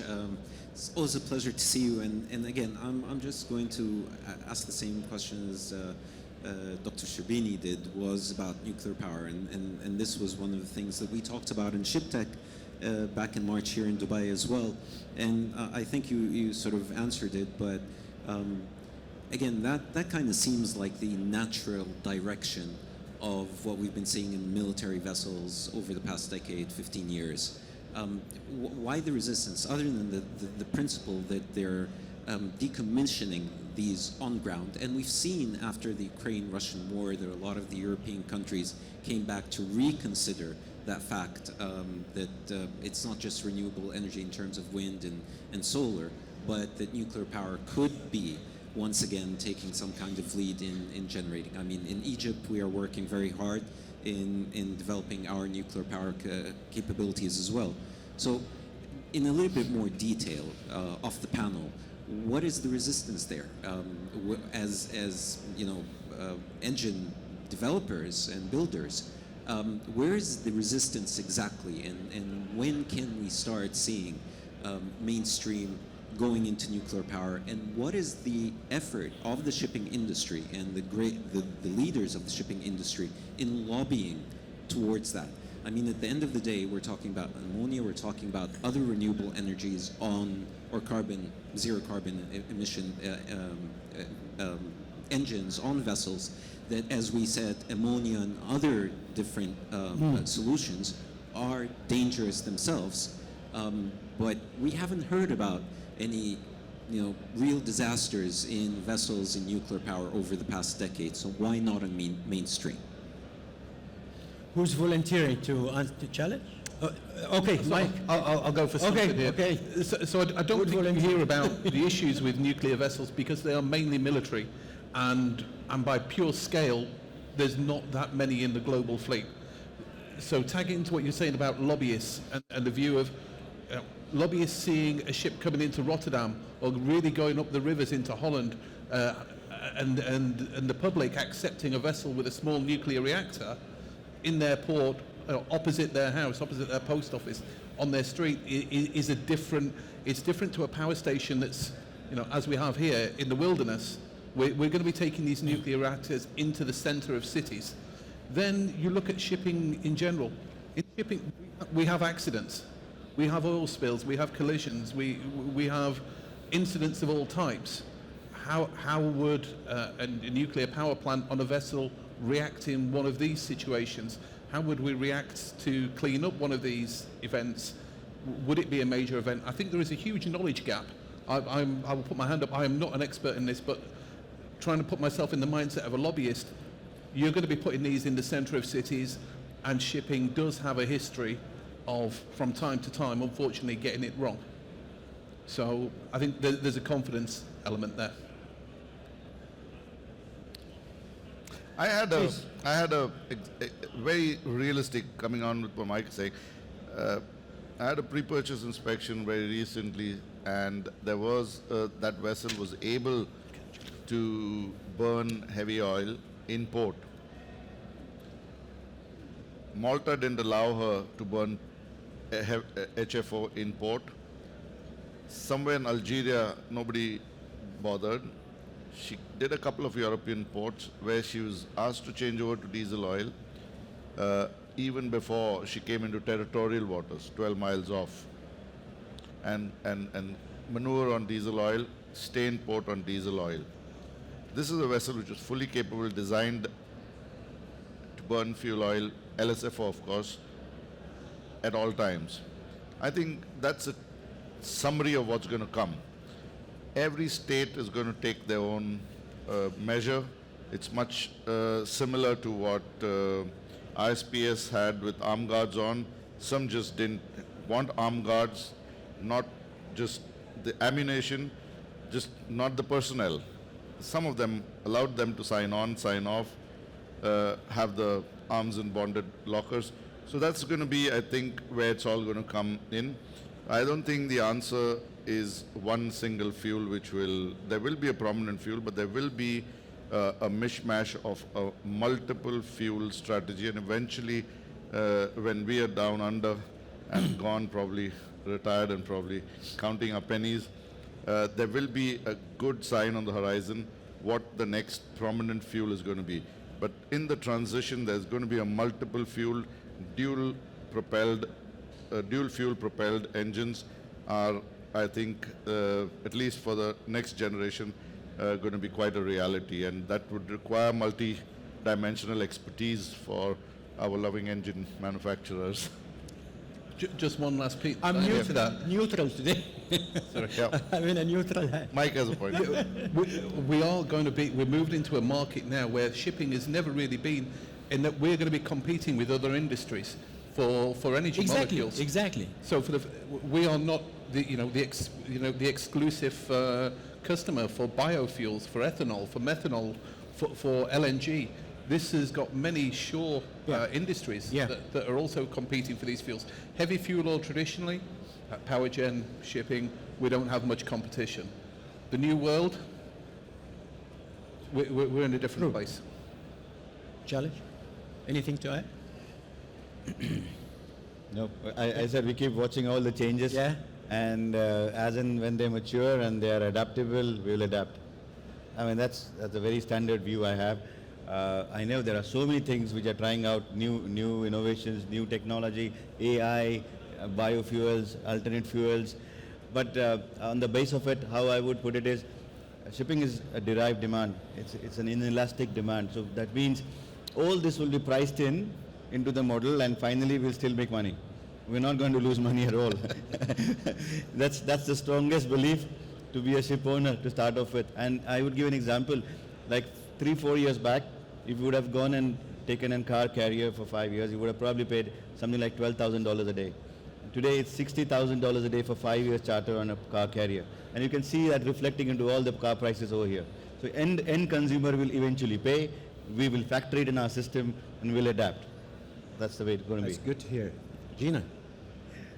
I think that's a very positive note, Yeah. and on that, yes, I'll just say that I think it's very important for us to just embrace these new changes as an opportunity and be a step ahead, because it is a resilient industry. We will be there in the years to come, so if we're better and we're there, it's the most positive scenario. Thank you. Back again to you, ladies and gentlemen. We have more 10 to 15 minutes. Please open up, ask whatever you like. If we can answer, we will. Who's going to ask? Next question. Till you think of the next question, one more general question for all of you, dear panelists, which actually has been asked by Jasmine in the last panel. What keep you up during the night? Apart from your AC has been packed off something. Yeah? what keeping you up during the night? We'll start with Gina. I was going to say Not the kids. No, I don't have kids. I was actually the last few nights. To be fair, it's a jet lag coming from London. Yeah. But prior to that, one of my main challenges, and obviously doing something relatively new for the industry as ESG, it's just how to shift that mindset, to be honest, because I engage into a lot of discussions, and Yeah. we're very conservative as an industry and very traditional, so it's not quite that easy to say we'll just do this and risk it and True. see how it goes. And there's many commercial considerations there, of course. We don't have a also. magic stick. We don't, unfortunately. Do we? We don't have a magic stick. If we did, that would be my one wish, to just shift that mindset and help people understand how to utilize this best as an area of opportunity, because that's where my barriers are. And it comes back to, I think, what Captain Irani was saying of becoming competitive, and it's quite challenging to make people to see the opportunity in something that's relatively new and unknown. So that's probably what keeps me up at night and makes me try to figure out what the best communication strategy is to get through to the different stakeholders and also bring them together in this journey. And when you are up, you write something down, or it's just all in mind? I do actually write something down. How did you know? I have. That's no. me. Yeah. No. I do a lot of writing, and I try to take the key things that kind of repeatedly come into my mind and see how to best put them together. Challenge.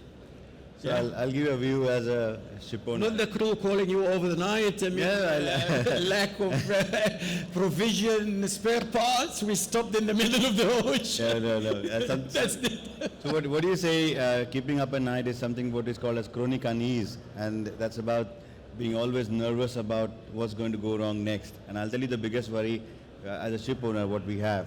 At this moment, we have so many counterparties and we engage with so many customers. We see a diversified portfolio. My biggest worry is, because I've seen this happening, a good traders, a good companies suddenly popping up on the OFAC list. You've done a business with them 6 months back. You got paid freight. Everything was okay. We left with a demurrage of $300,000 and now they're on the OFAC list. Your money is locked, you're finished. Yeah. What will you do? Yeah. Go back to OFAC again to ask them for an exemption letter? And this is a real concern, and it's happening more and more often with so much of the world being in a very kind of an uncomfortable scenario. And as a ship owner, that's the biggest worry when I'm doing transactions, when I'm trading. I do ask my club, I do ask my underwriters, but they can only tell me what is today. They cannot tell me what is going to be after 6 months. Who is going to be I mean, no, you did a business with them 6 months back, and you got an outstanding of $500,000, and now after 6 months, they have suddenly popped up on the OFAC. So how do we manage that part? And that's the bigger risk in the head all the time when dealing with counterparties. Fully agree. Mike, So the thing keeping me up running is- out of bunker. No. So a much more general worry is the shipping markets. The freight market's been very strong for the past few years, and we're moving into a position where the future looks very expensive in terms of technology, fuels, crew, everything, inflation, everything is getting more expensive. And where is this finance going to come from? Because recently we are seeing the traditional banks pull back from oil and gas projects. So where is the money at sustainable rates coming from to pay for this? That's something that through some of our consultancy we've got for some owners, but are those pots of cash that we've found in the private equity market big enough for the whole market? Absolutely not. But yeah, I do have a finance worry for the market. Captain. Well, start with a lighter note. With the friends I was with last night, I was worried about being hungover today morning, so that's what kept me awake for the first half of the night. So I had the opportunity to escape and get in bed by 10 o'clock, so I'm obviously talking sense, I think. But what keeps me awake in the night is actually the answer to the question, what next? What is the business doing next? Where is the next big opportunity? Where's the best investment going to be? What's the best for the team next? So what next is what keeps looming on my head. And if I wake up in the morning and have a bit of thought on it, it usually is at least in the next 6 months ahead of present, and I'm thinking about what's going to happen then. So it's rarely been the present or what is today's problems. I'm not saying it's never been. We always have difficult claims. We always have hardship owners. We always have somebody wanting their number on the valuation certificate. But generally speaking, it's what next that keeps me awake, at least as an entrepreneur from that perspective. What about future? Do you think future uncertainty of all this fast changing transformation that we're going through, do you think sometimes can be a nuisance or something that really keeps all of us up during the night? I mean, we're not really confident of tomorrow. Do you have this kind of feel? I mean, just general. Yeah, uncertainty. Uncertainty is what's going to happen always- tomorrow? Yes. Are we afraid from the future or what it is? Do you think you get this kind of feeling sometimes when you are relaxing in bed and you wake up in the middle of the night looking for a cup of tea or, yeah? Gina? That's actually called anxiety. I know we're wrapping up, we're coming towards the end, but I just wanted to say, I mean, I think there's also an overflow of information, and I was in a discussion the other day on exactly this. There's too much information available at the moment. There's so many options coming up, which is making it even more overwhelming and more challenging to figure out what the right solution is. So I think a plea for everybody who's dealing with this transition is to try and keep it simple. And that's what I try and do with ESG, at least. Like when you're offering this information, simplify it, because it's just there's too many things that we have to think about the future and what is the best way to go. So I think that's on a final note there. That would be that's exactly spot on what you're saying. And a bit of anxiety, but yeah. That's good. Last chance for you, ladies and gentlemen. Do you want to just give us 1 or 2 minutes? Is that okay? Please, go ahead. Yeah. Okay, this one is to Gina, all right? I've been a huge and ardent follower of ESG. Can you speak a A bit louder, because please. there's a lot of noise in the background. Yeah. Can you hear me now? Yes, yes. Always been a firm believer in ESG, right? In the maritime industry itself. And I see a lot spoken about the E side of things. We talked about fuels, we spoke about emissions, etc. Fantastic.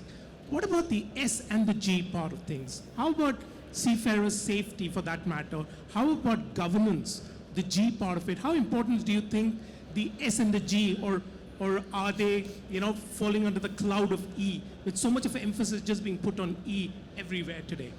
I give you full mark on this question. We need the answer now. We do. Please. Yeah, I was going to say. So for me, ESG, the E, the S, the G, they're equally important and they go together. And for somebody who can put it in simple terms, as I mentioned earlier, it's very, it just one ties into another. Obviously, there's a heightened focus on the E due to regulations, and there's a pressing deadline with climate action. It's well understood. But I mean, a huge part of it is obviously the S and C for well-being, because if your people on board are safe and they're well, it means that your vessels are also safe, and that reflects, and they're well trained and they're happy in their environments, it also reflects on how the vessel is performing and the environmental aspect of it. And the governance is also a huge element. Tomorrow afternoon, actually, WIS the UAE is having a panel just on the G of the maritime ESG, so you're all welcome to come at 4:40 if I'm not mistaken, because I think with things also coming like AI and new technologies, the governance aspect is going to be even more important. But at the moment, we also have a lot of compliance that we already do, and the Maritime Anti-Corruption Network, which we just joined as West. So things like that, really, they just tie into each other, and the transparency of your leadership that are also falls under governance. So you can't really separate them. So when you see people saying that one is more important than the other, I would always disagree and say one really falls into another. You need a holistic approach. You need a very robust ESG strategy in place to reach your targets and meet those environmental targets, actually, because another huge thing under the S is our seafarers, but generally talking also talent. I mean, if we're not attracting and retaining talent to our industry because they don't know what we do, they think we're the most polluting industry in the world. That's what we've been accused with. Yeah, But we it's are true. not. We're not. We are not. And we're the most environmentally friendly one. You know, if you're not attracting that talent to come and work for you, and especially at a time where it's so exciting with new opportunities and everything, and new technologies, then there'll be nobody manning your companies, there'll be nobody manning your vessels. So that again reflects who's going to reach those targets. So people are wondering, you know, what the fuel of the future is, but you also need to be focusing on talent, your seafarers, how you're reporting, where you're reporting. So all of these do tie together. And please do join our session tomorrow, because it's just on the G of the maritime ESG strategy. So I think it will be quite enlightening. Thank you. Good answer for good question. Thank you for that. Brilliant. Thank you. Please, any more before we wrap it up? Please, Mr. Ashraf here. Yeah.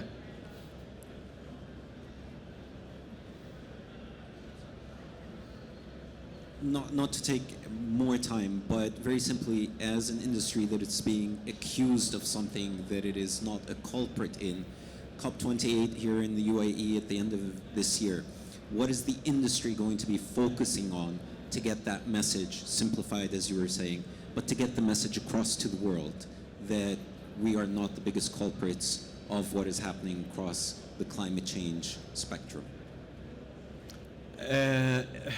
Gina, come on, I think we need to pull up.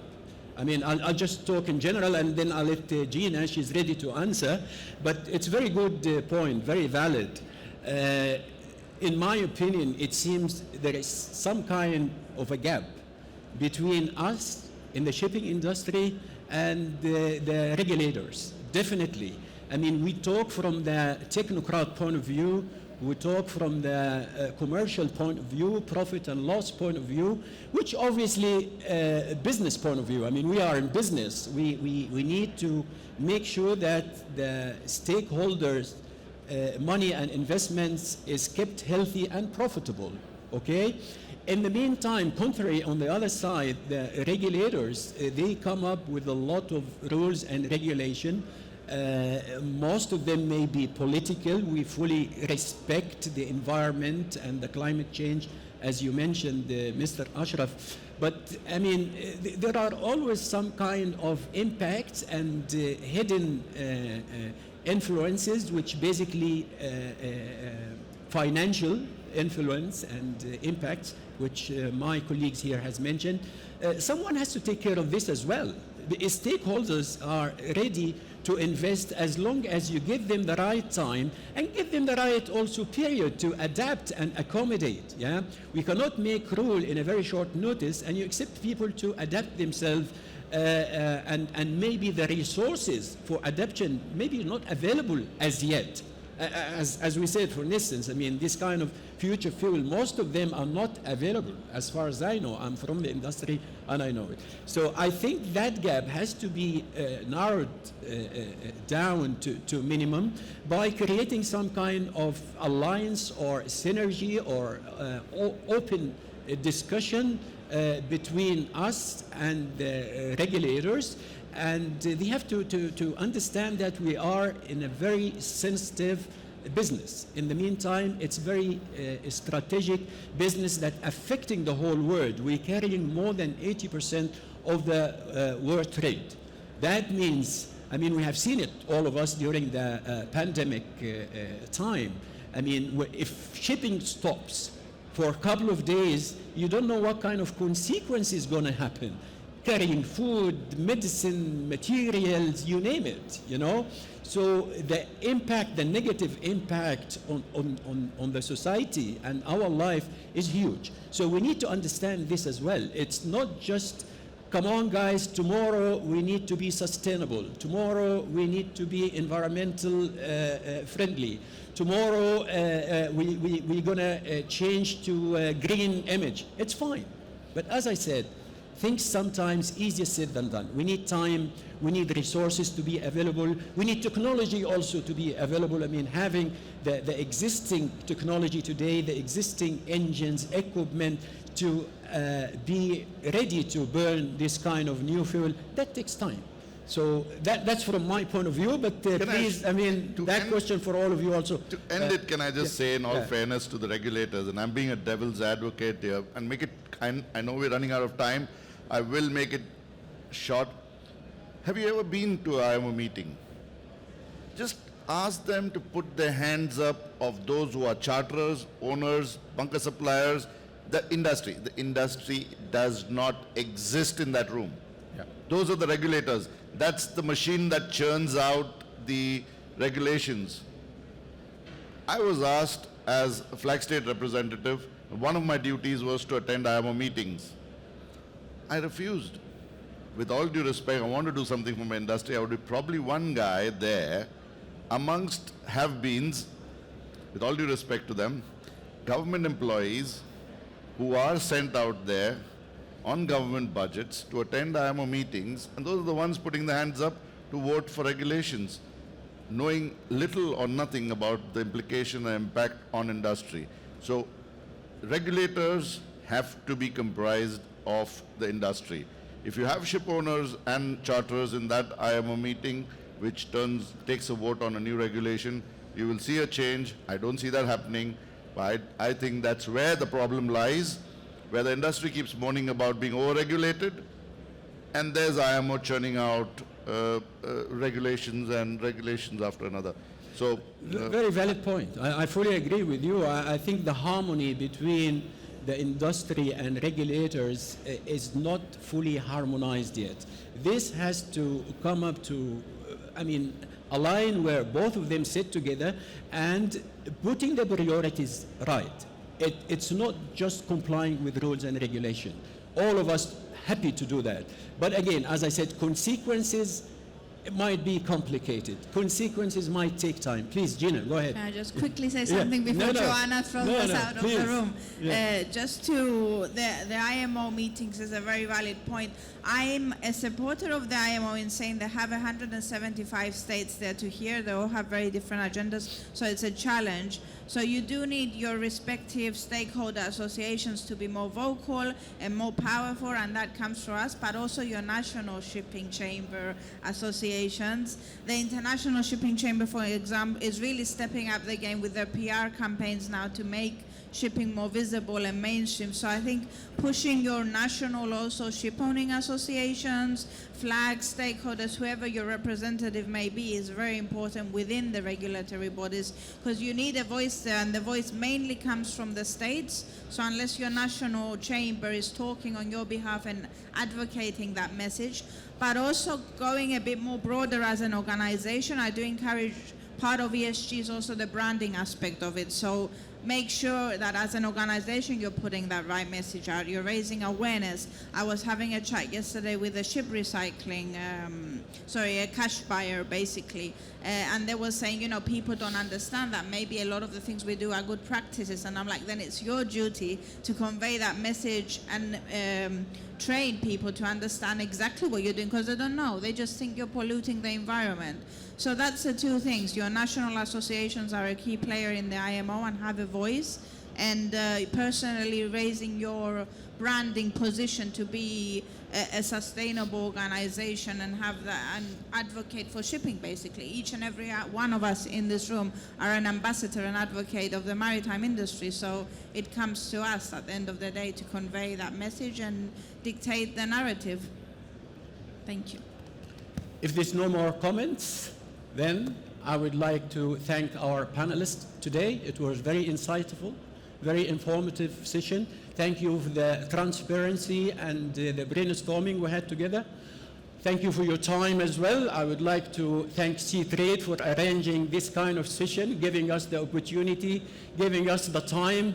I was given a very short notice to come and participate. I hope we have not bored you with any kind of information or unuseful. So by the time you leave this room, I hope you had something useful for you to use in your industrial career. Once again, thank you very much. Please let us put our hands together. Big applause for our panelists today. Thank you very much. Thank you, Gina. And thank you to a fantastic moderator for stepping in on such short notice. Thank you. Thank you. Thank you. Thank you. Lovely. Thank you, Mike. Thank you, Captain. Great, really. Thank you, Joanna. Thank you so much. Thank you very much, No, Dr. thank Baheri. thank you. Thank you. We'll see you back here in the room at 2 p.m. where we are going to have the Innovation Incubator session. It's a really exciting session. We really count on the audience to vote on the pitches that you will hear. So come along at 2 p.m. Thank you.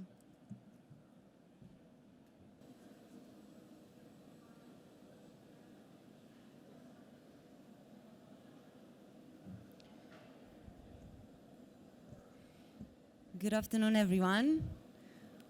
On behalf of Seatrade Maritime and Informa Markets, I'd like to thank you all for coming this afternoon to the Innovation Incubator. My name is Joanna Krishan. I'm a conference producer with Seatrade Maritime. We'll give everyone just another 5 minutes to try and get here, get their seats, and then we'll be ready to start. Today's session relies on audience participation because we would like you to vote on the pitches that you will be hearing on stage. And I'll go through the system that we'll use, the voting system that we'll use for this in a second. And then I'll introduce our chair for this afternoon.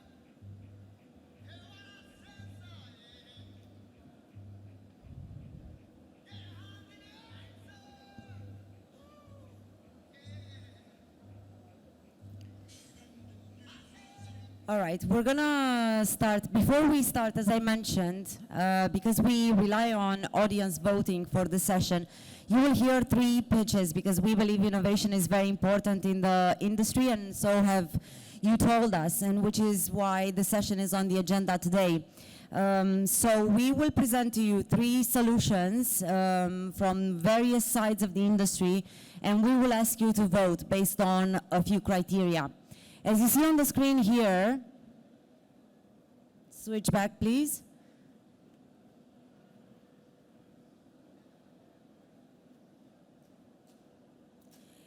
Slido is the audience engagement platform we will be using. Please scan this QR code, it will take you straight to the event.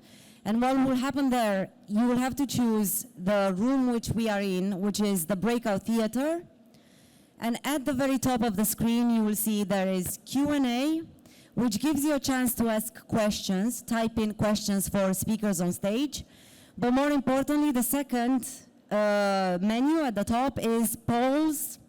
And that's the function we will be using today for you to be able to vote on the pitches that you will be hearing during the Innovation Incubator.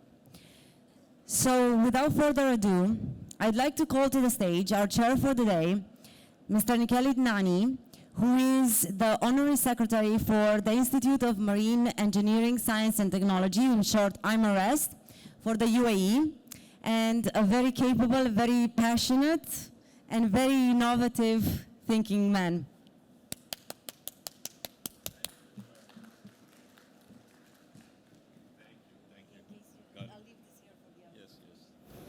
Ladies and gentlemen, welcome to the Innovation Incubator pitch session.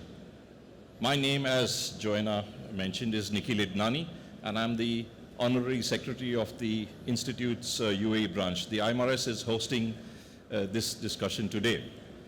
And we will provide a stage for startups and innovators creating some of the latest technology projects and solutions to enhance the efficiency of the shipping industry. In the next 90 minutes, we will hear 3 pitches, followed by a Q&A session, as Joanna announced, in which you, the audience, are encouraged to participate, followed by voting on the viability of these projects that we will discuss. Joanna mentioned about Slido, so if you use your cameras, and of course it'll come up on the screen, so please, there's nothing to download, you'll go straight into the system. I did it myself. All right, these are our esteemed panelists, but allow me to introduce the first one, which is Pomfret Cloud by Anthony Kitharian, who's the founder and CEO of Entos Technologies. So Pomfret.cloud offers 3 solutions: DA Docs, One Freighter, Sea Fleet under the one platform. DA Docs, today 80% of shipping agencies are using Excel sheets or very legacy systems to manage PDA to FTA processes. PDA to FTA is one of the complex processes that it not only involves pricing but also involves various documentation for ports, customs, and so on. Sometimes not keeping track of the vessels and cargo leads to high demurrage and detention costs. DA Docs is a software solution fully automating all activities from PDA to FTA. It allows you to create consistent PDAs, generating port and customs required documents on the fly, and monitoring the vessels in one page for management. It's co-created with a shipping agency and therefore meets the industry expectations from day one. One Freighter is the software solution of integrating ship liners, freight forwarders, importers, and exporters for door-to-door delivery operations. While Sea Fleet is a centralized solution to manage cargo vessels, managing vessel details, voyages, and operation maintenance records. To know more about that, I'd like to call my colleague, Anthony Kitharian, on stage to tell us more about Pomfret.cloud. Welcome, Anthony. Thank you very much. Thank you very much. All yours. So this is slides? Okay. Oh, yeah. Just keep going. Bang, bang, bang. Good evening, everyone. Am I audible? Hello, good evening, everyone. So, in this 10-15 minutes, I'm going to talk about the problems, what we are facing in the context of international trade, and then we look at a solution in terms of efficiency in the overall supply chain, and then what Entos is seeing as a future ahead for the global supply chain, and then probably some Q&A, what we can have it. We all know that maritime industry is a network centric. Researchers have already identified that there are around 40 actors in between in order to deliver a single door-to-door or port-to-port delivery. Not only that, because that's a network of people, a lack of seamless integration and manual processes, because the industry is not only is a part of very rich or enterprises, it's also part of small and medium enterprises. But they are not affordable to have technologies on their home, so there are some manual processes, which leads to longer transit time, delays, and increase in the cost. Academicians also found that half of the cost is coming from managing the data, especially documents related to customs and port. I'm not saying today we do not have systems. Today we too have systems. For example, smart port community systems and many other applications we have. But the problem what we have is all of them are working in silos. So imagine a platform for an exporter, an order management solution. Imagine a platform for an importer, you have a procurement management solution. And you have an integrated cargo management for a freight forwarder, and a complete fleet management for a shipping company or ship owners or ship managers. Or imagine a small player called shipping agency who plays on behalf of ship liners, giving a solution for them to manage their DAs to FTAs as well as the port call automation. And not only this solution working in independent way, all of them integrated and working together in a tandem, right?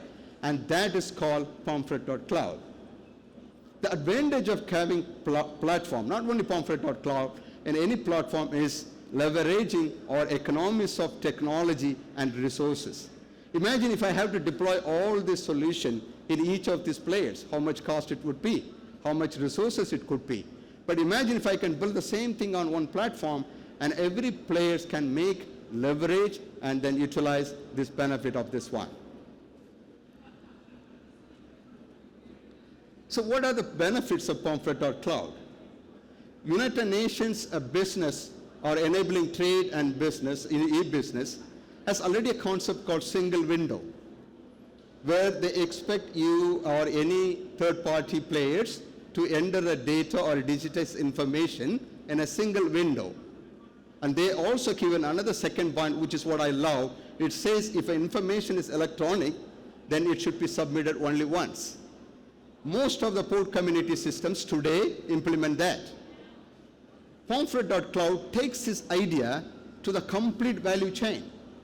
Imagine I should enter the data only once in the origin of the data since the beginning of the exporter or our end customers till the port authorities or port terminal operators, right? So that is what I would call, or we would call that as an extended single window concept is what Pomfret.cloud is trying to achieve. So there are three key design principles what we want to achieve. Data should be entered only once in the origin. What do I mean by origin? If I have to enter the cargo details, the best data of origin is the importer or shippers, correct? Because those are the people who knows about the cargo details. Once they entered into the system, that detail should not be altered. Similarly, in the freight forwarder, home bill of lading, or in the ocean freighter, if you are creating a master bill of lading, that is the origin of the source, and it cannot be modified after that. So first principle is that the data should be only entered once in the origin. And the second thing is that as the CFACT or UN CFACT already identified, this information or this is only possible if you digitize or if you electronically enter the data. So in that way, pomfret.cloud should allow you to enter the data electronically, also scan and digitize your documents related to the trade. And the third one is, it has to be affordable to everybody, because today many big players are affordable to have their own solution. What about a small shipping agency in India or some other developing countries? How would they able to take the advantage of the technology, what it is evolving today? Correct? And that is where affordability become a very key important if we have to move the complete maritime supply logistic in an integrated and digital transformation stage. But in order to do that, we also believe that we need to integrate with ports. But today that is a big challenge because most of the port community systems are very close. We do not have any open API standards. So technologies like pomfret.cloud or any technologies for that matter, if I have to integrate with port, it is not possible. I have to go and enter into their system, and that is an inhibitor for our advancement towards the maritime global supply chain. So we are to work with the port authorities or port community system, come up with an open API standard. I will talk about the initiatives what you have done on that side of it. The final barriers, or which also we wanted to achieve as part of the pomfret.cloud, is that standardization of flow of automation and the documents. This is pretty complex because of each port and each country work in the different form due to geopolitics and geoeconomics. So this may not happen that fast. But do we have the international bodies like IMO and United Nations World Bank? Probably there is a possibility future if this flow of automation also can be done. So this few slides I'm going to share some of the screenshots from our applications. Very recently we integrated with FIATA, Electronic Fill-Up Lading Creation. The FIATA is an international association for freight forwarders, and they have come up with a great idea of creating electronic bill of lading.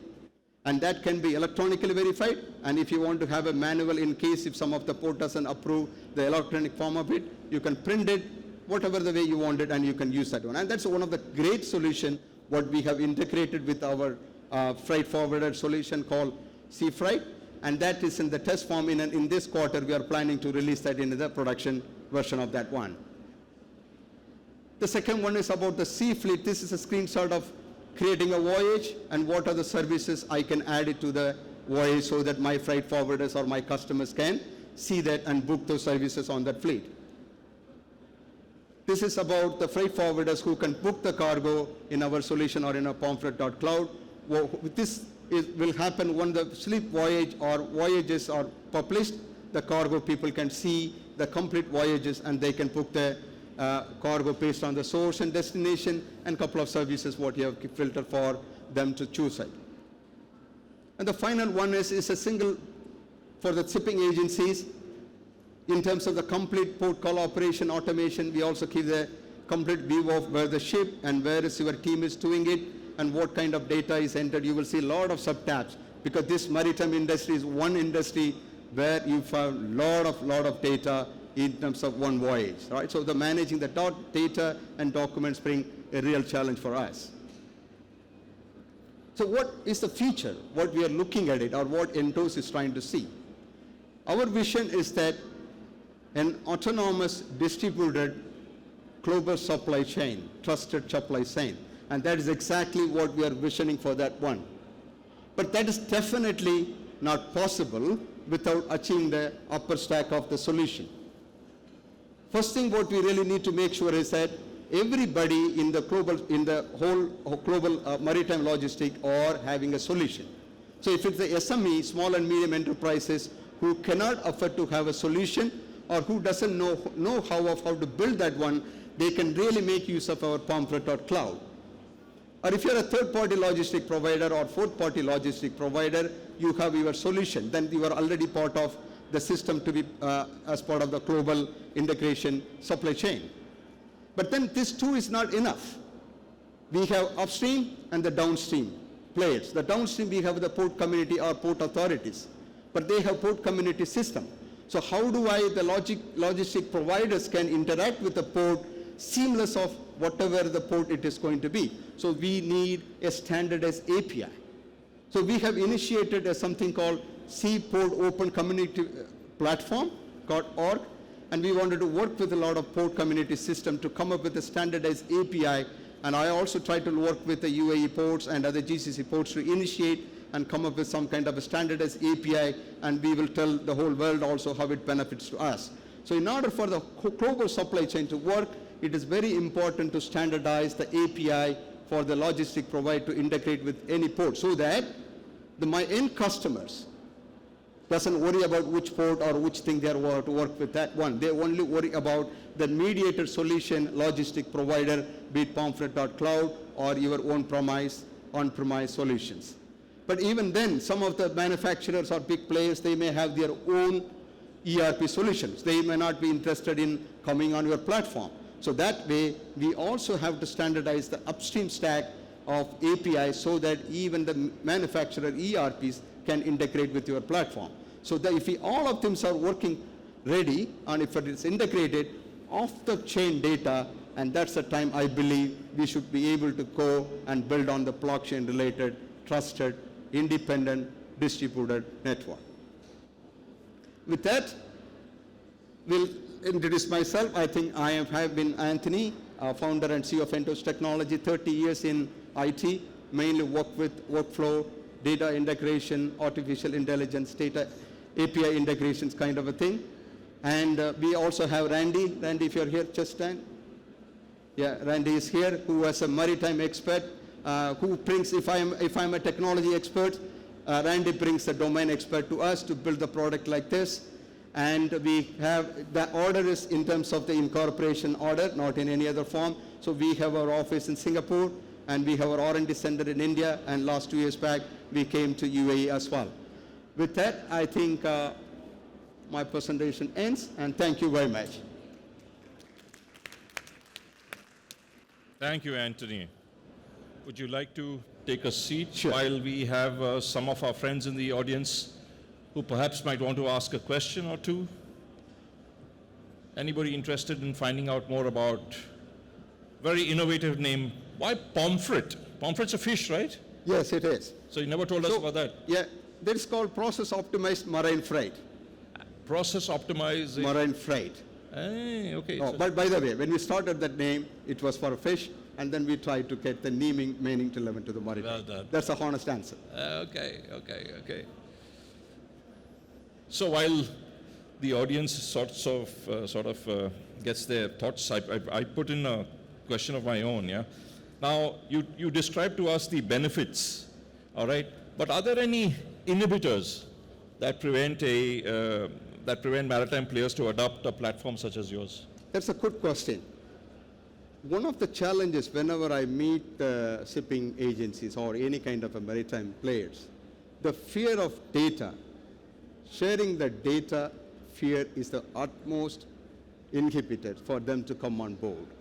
Sharing of data. Sharing of data is the fear. That fear is the first thing which is the inhibitor, I see it. But I want to tell only one thing. If your business account is on cloud, why not your business? Think about that. You may have a different view on that one. The second thing what I see is that the standardization, again, right? For example, if I'm a freight forwarder or shipping agency, can I have all of them in one place, right? If I have to work with one shipping liner, they have their own system. If I go with another shipping line, they have their own system. If I work with port one, I have to work with other system. So how do I make sure that I have to enter duplicate entries? So the integration is another problem, correct? So that is another thing what I see it. And third, affordability, because some affordability. Affordability. Right. That's another barrier what I could see it, right? For example, if you build one system for a small and medium enterprise, it's very hard. Yeah. And also they need an expert to bring them. And we are trying to solve these three in Pomfret.cloud. I think that's a good question. Yeah. All right. Interesting. When I look at the audience, I think about ship owners, and I see Mr. Sohail sitting there. Anthony just mentioned about reluctance to share data.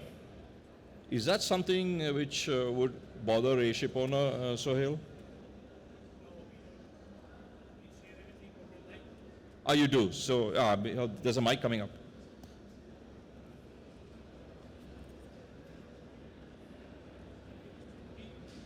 You can keep talking. It starts on its own. Hello. Yes, what you asked the question, we know we don't have any issue. Right. We share our data. Right. And very freely, if he is interested, we can share with him also, no issue. And Tony is most welcome. He knows me very well.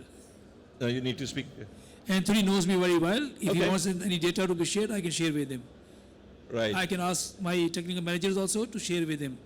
Yeah. Okay. But in general, do you feel that people overall, industry have the Yes, I fear? agree Yeah. with you. Some government companies, of course, I will not name the companies, yes, which are national companies, they do not like to share their data. Maybe they've got their own HR system or their QHSE, they don't allow them to share the data. Of course, gentlemen, it would be what type of data? Sharing technical information, not a big deal, right?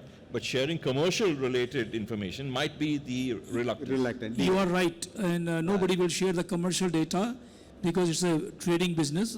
They don't want to lose their trade with the other charters or all this thing, so they want to keep very low profile on that. Yeah, understandably so. Any hands going up here before? I'm a guy who likes to hear my own voice, so I'll be happy to ask question number 2. That's because nobody else is asking, sir. Now. Yeah, that's a question. Oh, there you go. Bill 2. I'm Kevin Moran from Timor Marine. We're a marine technology company. And just what you're saying there about people sharing data, it's actually, I understand the commercial data, but also the technology data is quite hard to get out of shipping companies because they don't realize how easy it is to share the data. They assume you've got to go on board and you've got to do some fairly in-depth black box connections and stuff to get that data, and it's all there. Yes. And we're working now with a couple of companies on fuel efficiency. By just looking at different data, they've been sold a black box that will give them their engine performance data. Right. Now we're coupling that up with their stability, with their loading condition, with the weather, and we're then providing information back to them that allows them to optimize their voyage and reduce their fuel consumption, and not just by saying, okay, slow down. It's trying to find something a little bit more technical, a bit more in depth. But yeah, our biggest problem is convincing owners that the data is there, just let us have access to it, and it's easy enough to get to. So I share your pain in the commercial sense, but I also see it as well in the technical sense, but the owners just don't know or are too busy to figure out how to share the data. Yes, and perhaps more than the reluctance of sharing data, it's the concern on the security of that data. That's correct. That invariably, that's what it is. Yeah, that's correct. Bill 2. Hi, good afternoon. Bill 2 here from Trishna Petroleum. Just you guys need to speak a little louder in the mic. Trust me, I don't know about you, I'm struggling. See, very simply, okay, technical data, as you say, anybody can share. But as I am a trader, okay, I export something from here to India. I know who is my client, okay? When it's go online, but today offline, everything is safe, I know who is the client. We never share our BL copy to, our competitors. So when it's go online, how safe we are as a trader? How you save our data? Yes, I think today there are many technologies are available in terms of security. Let's say we are doing the mobile transactions, bank, right? We have come to the two-factor authentication, data encryption, many things are in place. So it is the question of who is behind the data. So that comes in. So who is Pamphlet.cloud, right?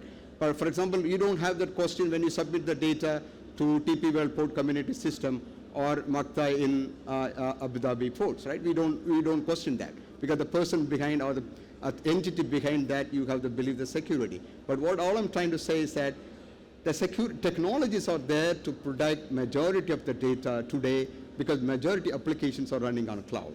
So no need to fear the lot. I think what we have to look at it, and we are when we are creating the platform, that is the utmost priority what we try to keep it when it comes to the data.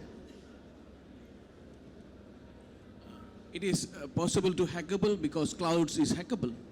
Clouds can be hacked. What's the question? The cloud can be hacked. No, hacking, see, we will try to avoid in every mechanism of hacking. Hacking happens even though in many other systems, but we will try to put as much as possible. Very recently, even maritime logistics has been hacked. But what is the impact of that after that? They were able to control that and go on. So nobody will be able to say system cannot be hacked, or nobody will try to hack. But what we will all try to do is that we will monitor the auditing of the request, what it is coming. And if it is something like what, for example, every request to come to our pamphlet.cloud, we put it in the audit trail and see is there any unnecessary data coming from unknown resources. And we have certain different security mechanisms to detect the fraud or unwanted requests and try to stop that one. And that is some of the technologies what we try to implement to prevent the attacks or unwanted access to the platform. So as you said, the banks, you say banks are going with OTP, one-time Correct, passwords, exactly. or for personal password. Correct. So if something like that, yes. It is protectable. Correct. But to accept that, I don't think all the traders will easily accept that. A few of them, maybe I. Yeah, but I think time is the question, I believe. Technology adoption today is a must. You see in one of the vertical integration very rapidly happening is in the maritime industry, right? A ship owner owning the port terminal operators, and port terminal operators giving all vertical logistic operations or supply chains, correct? So this vertical integration will happen whether you like it or not, right? But so the key question is that if you're a logistic player, how do I make use of the technology for my business? I think that's a fundamental question we need to answer. Should I worry about the data what I worry, or should I worry about the business what I want to go? So that what I'm trying to say is that a lot of vertical integration is happening, and technology adoption is the key primary factor for every business to relook at it and strategize your business. May I say something? Please. Like you know about the AIS yes. on the ships. Now you tell me, if you go into Google Internet now, you put any name of the ship, you will find out with the AIS information where is the ship. Okay. So this information cannot be hidden. This is what the big powers after Trade Center went down, World Trade Center, they brought this AIS in. When AIS can give all the information from where the ship loaded, the crew list is there. The pirates have got the instruments on their launches, small boats, speed boats. They can always know which ship is coming in and when to attack. And where is the distance, what is the distance. That's why we have got this business going on, armed guards. And armed guard is just a racket, what we owners are paying really. Because I can tell you one thing, if you want to book a high-speed boat from Japan, you will have a delivery in about 3 to 4 months, but pirates gets in 10 days. How? So this is the big question, big politics going on in cyber security and all this thing. Anyway, just want to share this. Yeah, okay, understood. Thank you. Understood. Yeah. Thank you. Some practical aspects. So, with your platform, Pamphlet.cloud, is it removing some of the intermediaries? Yeah, definitely not, to be frank with you, because if you look at the overall the players, be it freight forwarders or carriers or ship managers, ship liners, or shipping agencies, they all create a value in the overall maritime supply chain.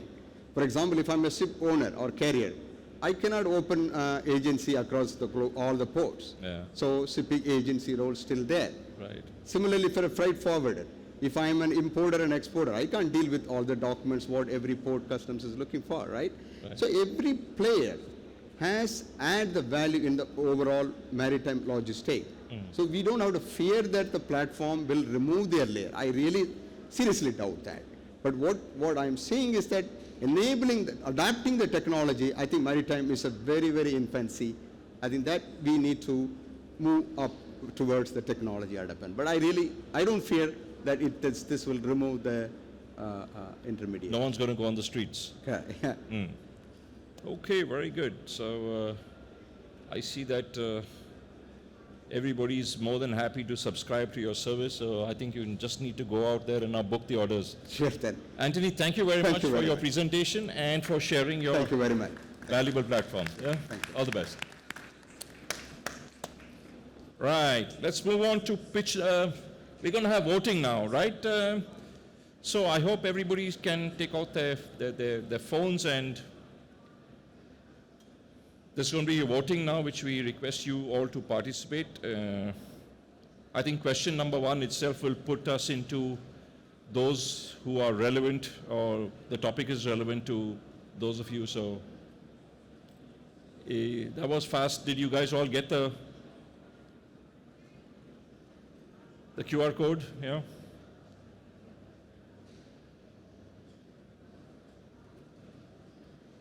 Right, so the first question is on a scale 1 to 5. How relevant is the pitch to your business? And we have 57% which says relevant, and 29 says, I would say it's quite relevant, it's somewhat relevant, and 8% says very relevant. Yeah, there it is, and not at all. So, so let's say 38% of the people, or 38 plus 6, 42, 44, and it's building up now, 45 already. Yeah.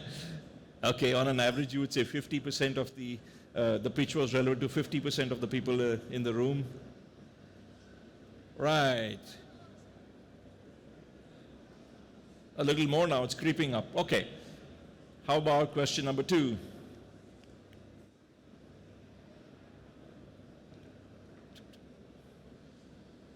Please rate on a scale of 1 to 5 how much value, commercial or operational, you think pitch number 1 will bring to your business. I should look here. Craning my neck. It's called rubbernecking. Right, bloody hell. Okay, look at that. We have very useful is 16%, 11% somewhat useful, 32% are on the edge, and okay. Well, I would say, again, we are at a little over 50% of the people find it moderately to very useful. All right. Can we see how many are voting, to be honest? Okay, let's see, check that. I think there's a number on the top right. Yeah, gotcha. I know, sorry.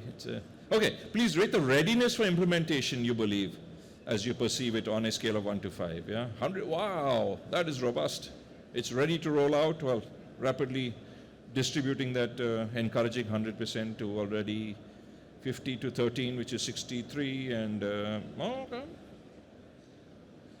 So Anthony, if you're watching the 18 people in the room voting, then most of them believe that your solution, the lights are hitting me in the face. Your solution is ready to be rolled if I have to make a yes and no decision, yeah? So I hope that's been insightful. I believe that's the last question. Yep, so Anthony, yep, you're taking pictures. So once again, thank you very much. I hope the results are, they are what they are, right? Thank you all, 19 of you, for participating in this interactive session. So please, I presume you got the hang of it now, so the next one might be a little more, we'll have maybe double that, 38 people sitting here. Speaking of which, let's move on to our second pitch for this afternoon.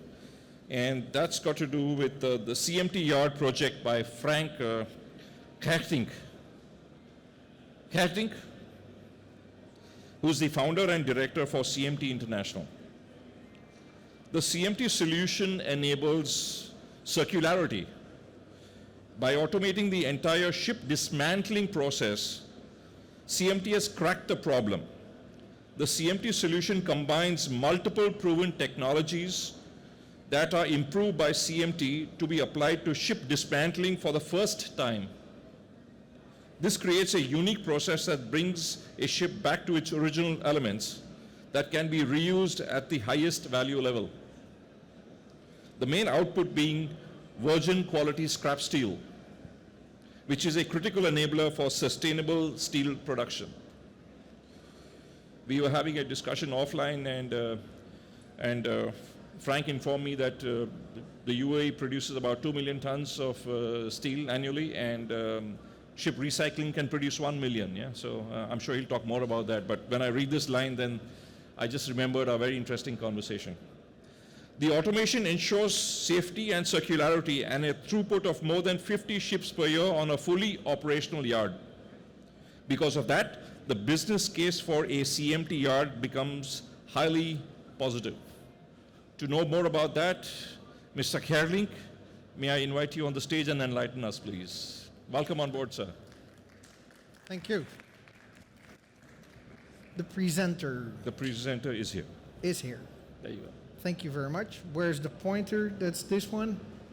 The pointer is this one. Correct. Okay. Good afternoon, ladies and gentlemen. My name is Frank Geerdink. I'm a Dutch national and an entrepreneur all my life long.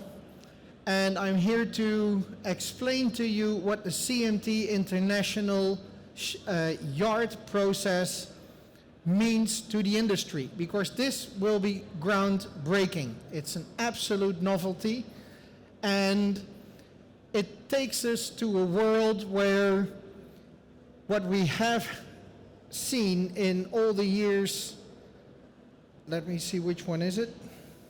Yeah. This is what we know about shipbreaking.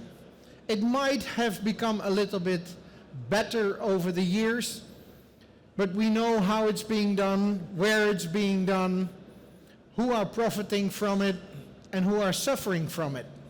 And I'm standing in front of you as a speaker for technology, but most of all for human rights, for human safety, and safety to the environment. This is what the CMT yard looks like. This is the core of the business. Imagine a ship is a loaf of bread. This loaf of bread is being cut by an endless loop wire. This wire is about 50 millimeters thick, and this wire is cutting through the ship's body regardless of what is in it, because we have a fully enclosed area, which is a leak-free area, and all the containments of the ship, whether liquid or solid materials, will be flushed off by 10,000 tons of water every hour. This water is 100% being recycled. We don't use water, we generate water. I'll come back to that later. Here, the slice is being taken off, and this slice is being cut into segments, into blocks, and the blocks are being processed. We are doing this with a ship on dry land because ships scrapping over water or in a dry dock are either highly dangerous and polluting or have a terrible business case. This is the process as it works. The ship comes in after we have purchased it in a serious system where we determine whether the ship is best suited for us. The ship is being lifted out of the water by a submersible pontoon, and then we go to the Alpha unit. The Alpha unit is cutting off one slice of 300 tons in 2 hours' time. This block is then being cut by the Beta unit in 6 segments. And these 6 segments are being cut into blocks again, that's over here. And these blocks measure about the size of this screen, 6 by 6 by 6 meters. And these blocks are entering the ABP, that stands for the Automated Block Processing. In the first station, robotic arms will strip the steel structure free of whatever is being attached to the steel. Fully automated, we don't even have to write software to see what's in there, because a LiDAR recognizing system is looking at the block itself is recognizing the materials and is stripping it off. After all materials are being stripped off, it's going to station 2. In station 2, all paint, marine growth, anti-foulings, carpets, whatever is attached to the steel surface is blown off. And in station 3, the entire steel block is being cut up by lasers to tiles of a minimum size of 60 by 60 centimeters and a maximum size of 100 by 150 meters. And the loading unit is taking care that these plates are being loaded into an STB. That's a standard transport box, which is half high, 20 feet container, always filled with 30 tons of steel of one single steel quality. This is very important. Nowhere in the scrapping industry there is a machine or a system that can take apart a ship and select it upon the quality of the steel and produce boxes that every time have a 30-ton content of one single type of steel. This enhances the price that we can get for this steel, but most of all, in the production of green steel, it's very important for the steel smelters that there is no coverage on the steel, neither paint, neither rubbers, neither no whatsoever. The steel should be clean. And this is how it works. This is how we cut this ship of a size anything between 140 meters long and 400 meters long. Simply because of the fact that the larger the ship, the higher the rate of repetition is and the easier it is to cut it, to process it. We have an upper wire which is cutting from the top to the bottom, about halfway, and we have a bottom wire which is cutting about halfway from the underside and the bottom of the ship upwards. This is a tensioned wire. It's an endless loop wire with a size of about 50 millimeters, and it's cutting through the ship like butter. This has been tested on a scale that by the end of the year we will do a full-size test. And this is how the slice looks.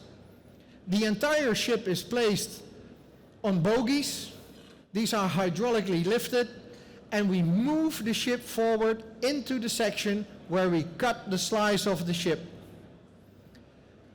We have the option to either 300 tons or 600 tons. We allow ourselves 300 tons in 2 hours or 600 tons in 4 hours' time. That is the sequence of the entire process by which a ship is being converted from a ship into steel plates. This also means that a ship of 200 meters is being processed in just 90 hours. We are a 24/7 operating company. This is how a slice is being lifted away from the place where we cut it free from the hull of a ship. This is a very important picture because here you see the ditches. We are pouring down on each of the cutting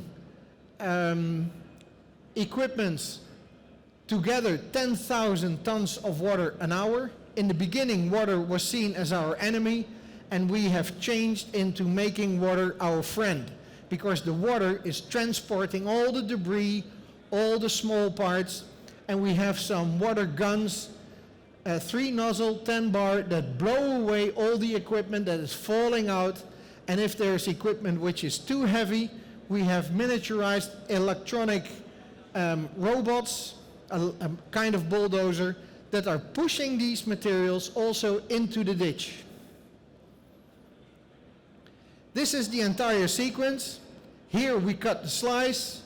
Here the slice is laid down and the segment is being lifted off. We are cutting the slice in 6 segments. That means each segment has a weight of about 50 tons. Then these segments are being put in the gamma unit, and this gamma unit is cutting this segment into 10 blocks. The maximum size of the ship is 60 meters wide and 60,000 lightweight tonnage. This is the process graphically shown. This is the station number 1 where the stripping takes place. Then the block is going by conveyor to station number 2. On station number 2, we hydroblast every inch, every square inch of this block clean from paint, from rubbers, from any material that is attached to the steel structure. And on station 3, we have very powerful lasers that are cutting at a speed of about 12 meters per minute in thick steel, and in 14 minutes time the block has been diminished in plate only. Being circular means that we have to take this very serious. One of the first objectives that we have, and which in fact is mandatory, is we should not remove waste from the yard. We went to the chemistry professors, we went to the universities to see how can we do this, and this is what came out. This is where the ship is being cut apart. There will be rainfall. This rainfall is collected together with the water that we apply, the 10,000 tons an hour. And this will take all the debris down the line, and it's being separated, liquids and solids, in one special unit. All the wood, paper, rubber, plastic, paint, marine growth is going into the system where it's converted by a pyrolysis conversion unit into fuel. And all the metals and the IHM products that we can separate, we separate, or the IHM also go into the pyrolysis unit. Because toxic materials you can simply eliminate by using the pyrolysis process of up to 800 degrees, and they fall apart in their elementary parts. In this way we have an enclosed system, but this also shows the earnings system that we have, because we are producing about 1.1 million tons of clean steel from 1.3 million tons of ship that we process. And the entire business case is a system that relies on both sending out highest quality of steel with a known quality in a very high volume. It's margin times volumes that make the business case. We are even offering the Indian prices to the ship owners to ensure that they will come to a CMT yard, because otherwise we will not have business. They will turn again to India, and there we are. So I'll get back to that later. This is a very graphical production of where the waste is being generated, what we do with all the pieces, and how we in the end process everything that leaves us only with 0.5% or less of material that cannot be processed anymore. For such an endeavor, where you invest a huge amount of money, you need to have supply of ships. Well, I can tell you there's a tsunami waiting to happen in the shipping industry when it comes to end-of-life ships. The prediction is that, as you can see here, currently we are in 21. I don't see the pointer here. And there are several institutes that we have requested to produce the figures of how to project and how to look at the future. And this is what the future shows, that this is a very moderate estimation of the numbers. Some of them go into the 4,000s a year. Some are in the 2000s, so there's quite a remarkable widespread, but in the end of the day, it will be about 3 to 4 times as much as we have these days. And this is how it looks like. It's an investment of about 350 million euros. You might say that's a hell of a lot of money, but look at the earnings. From the steel and all the revenue material that we are selling, we are producing total annual revenue of about 700 million euros. And this is in euros, not in dollars. That means we have an EBITDA of 90 million a year, and we are calculating here with 500 euros per ton for the ship as a price that we need to pay for purchasing it. The CMT technology contributes in a way that we only use known technology, so there's nothing to be disputed about will it work, can it work, how does it work. All the technologies that we deploy are known and are highly active for many decades in many industries already. Like I said, we have the 1.1 million tons of big steel, which is the clean steel that we sell to the steel companies. It's 100% homogeneous with a very high density. Normally, scrap metal is about 800 kilos per cubic meter. In our instance, it's about 4,000 kilos per cubic meter. That makes transportation a lot cheaper by a 5-fold. This is one of the things where we save money, which generates earnings again. We have about 35,000 metric tons of non-ferrous materials, and there are many basic materials and energy sold to neighboring industries, all in the picture of circularity.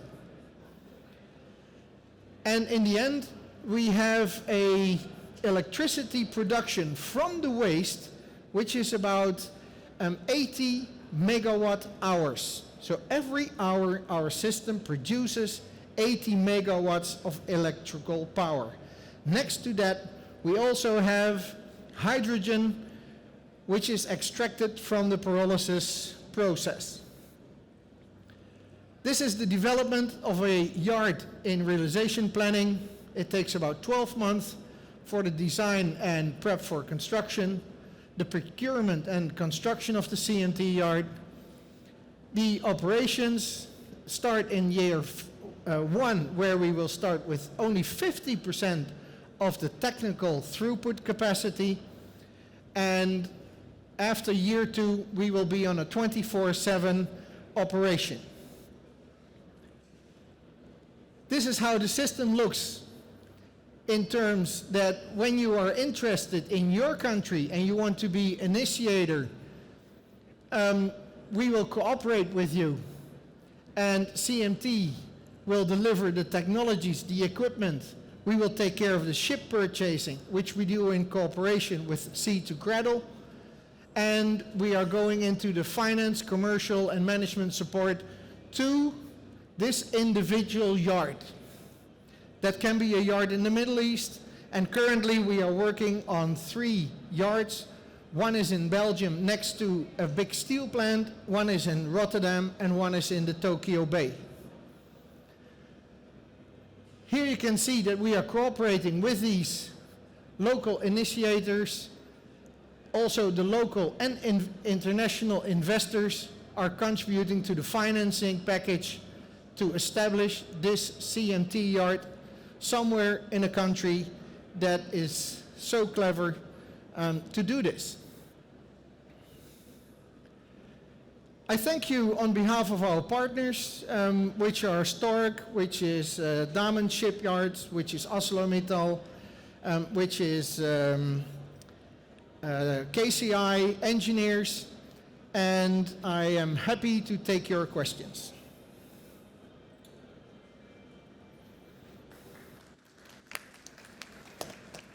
Can we have the mic there, please? Fantastic, Frank. Your presentation was excellent, but I would like to ask one thing. It's all about steel. When you are doing a ship breaking, what about the hazardous material? Hazardous material, how do you take care of those? Yes. Can I have the presentation again, please?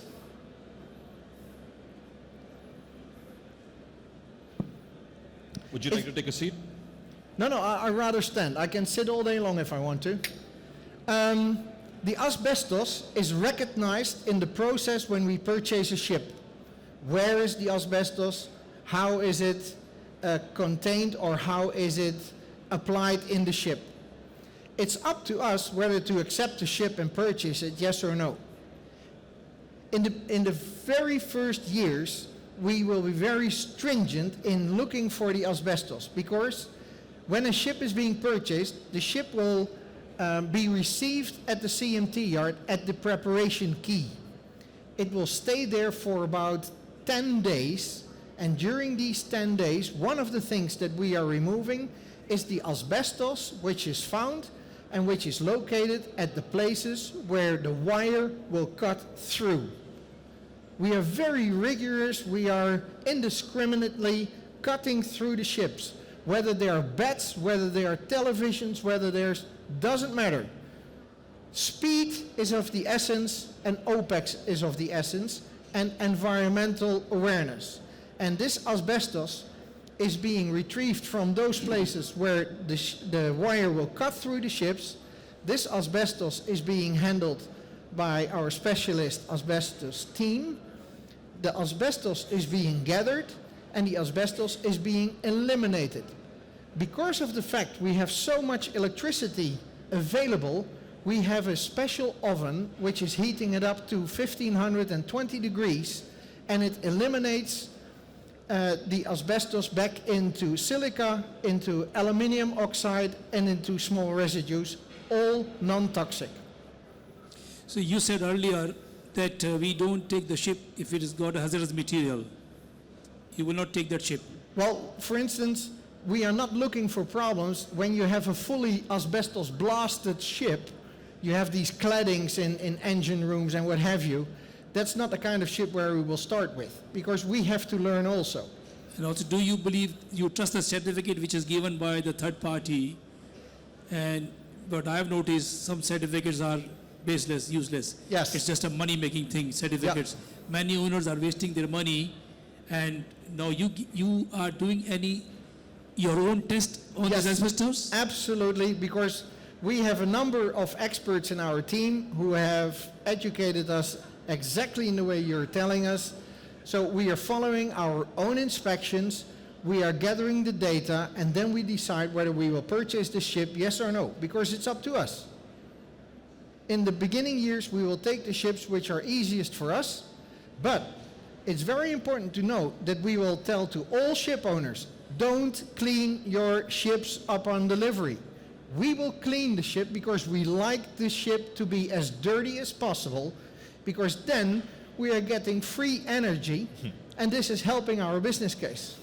And it helps you to get rid of your waste, whereas normally this waste will be cleaned, in Panama, Bolivia, Algeria, any place, but it's either dumped in the desert or dumped in the jungle.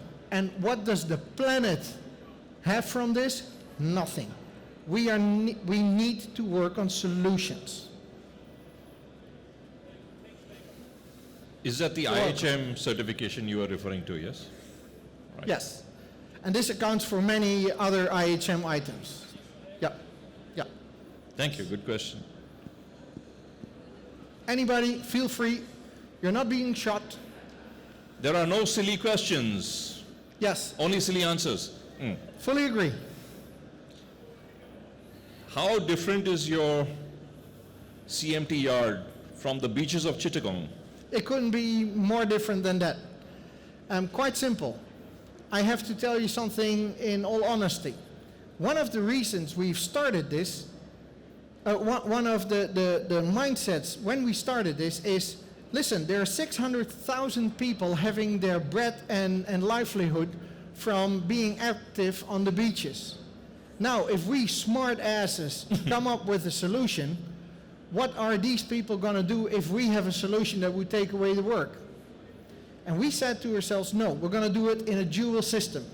We will develop the CMT yard, and the core piece of this, and this is where I want to go to, is this. That's the alpha unit, this one. And we will put this one on a pair of floaters that you can deploy, including the energy from generators which are there, on a floating system on the beaches. Because I'm not naive thinking that when we come up with this, that the beaching will be gone. No way. There will always be people surpassing the laws. But it's very important that we eliminate the most dangerous job there is in shipbreaking, which is this person going inside a ship with a blowtorch, no breathing protection, maybe a filter, but what's a filter against the pollutions that are inside the ship when you are burning it? Not to mention losing track of where you are, because when you're all smoked, inundated, you don't know what's in and out. So getting rid of that most dangerous job and keeping the livelihood of those people on the beaches safe is one of the promises that we have made, that we will endeavor into, and we will make it happen. Leroy. Hi. Very interesting technology. You kind of oversimplified the alpha unit in your presentation. So for the naive in the audience, can you tell us, is it just sheer strength or sheer force that you use on those coils to cut through the ship, or what I mean, is that a patented technology that you don't want to talk about? Or? No, excellent that you make this remark. Have you ever used a handsaw cutting a piece of wood? Now, if it's plywood, there's no use in putting this handsaw parallel to the wood and start making the movement. It won't cut. Whether you grow gray hair, it won't cut. You have to have an angle. Now, we have found out that the system of using these wires in these sizes, and we're talking about one wire here has a length of 245 meters, because it's going up and down this tower in order to compensate when the wire comes down. The length stays the same, but the position is changing. And this is exactly where your question comes in. We are very gentle in putting a downforce onto the wire, because a good wire is cutting it by itself. That's the same with this handsaw. Maybe you know it. If you do have the rhythm of cutting, the cutting feels like it's doing it all by itself. And when that happens, you have speed, you have minimum degradation of your wire, and you have the highest effectivity of the wire. And that's what we're striving for, and we have built in a huge number of sensors that are controlling the process and that are pinpointing to the optimal form between speed, downforce, and pulling force. So is wire another term for a serrated blade? It's an endless loop wire, 50 millimeters, and it has tungsten carbon on it, and it will last for about 100 hours. Thank you. You're welcome. Sorry? If you remember the Russian submarine, which was Kursk, she was sunk, and they cut with the wire, same thing saw. No. The Kursk wire that has cut the Russian submarine was a straight wire that was fixed to 2 winches, and it was moved side by side with 50 tons of pulling force. They did have plenty of time. We don't have time. We are in a hurry because volume times margin is our business case. So we need to cut through very fast, but very efficiently. So it's an endless loop wire, and it's moving at a certain speed, which makes it most effective for the kind of ship that we are processing. Yeah. Noted. I have a question here on Slido, which we can't show because the presentation is still on, so I'm not sure if you're still going to need it. The question is there any CMT yard currently in operation? No, it's not yet in operation. We are preparing for getting it into operations, and that will take about a few years, but we have the first 3 customers there in a process that we are agreeing with them how to do it, when to do it. Gentleman in the back. Hi. You spoke about 10,000 metric tons of water. Where is the water coming from? I was not clear on that. We have 2 options. If there's plenty of fresh water available, because we can't use salt water due to the properties of salt water, which is very negative for the cutting process. The fresh water, if it's available, we simply take it in once. Anything between 250 and 300,000 tons we have in basins. This is circulated at a rate of 10,000 tons an hour, because the water has to get time in order to settle and release the debris which is caught in the water, the light debris. The heavy debris is of course gone in a very early stage, and the rain will replenish most of the dissipated and evaporized water. If that's not the case, we have a reverse osmosis unit in the plant, in the water treatment plant, which will provide us fresh water if we need this, if it's not available from any source, any exterior source. Yes. Thank you. You're welcome. The last question from the class act. Just a sort of clarification. So I understand that, just for clarification, you're totally depend on the wire as the cutter, or also the weight of the ship after a while. When you start to cut it, the weight will help to get it much faster for cutting. The weight will help? The weight of the ship. No, the weight of the ship remains the weight because the wire is cutting through the ship. But after a while, the weight of the ship is to no influence to the cutting process. The ship simply sits there like a duck. Like a duck. And it doesn't do anything.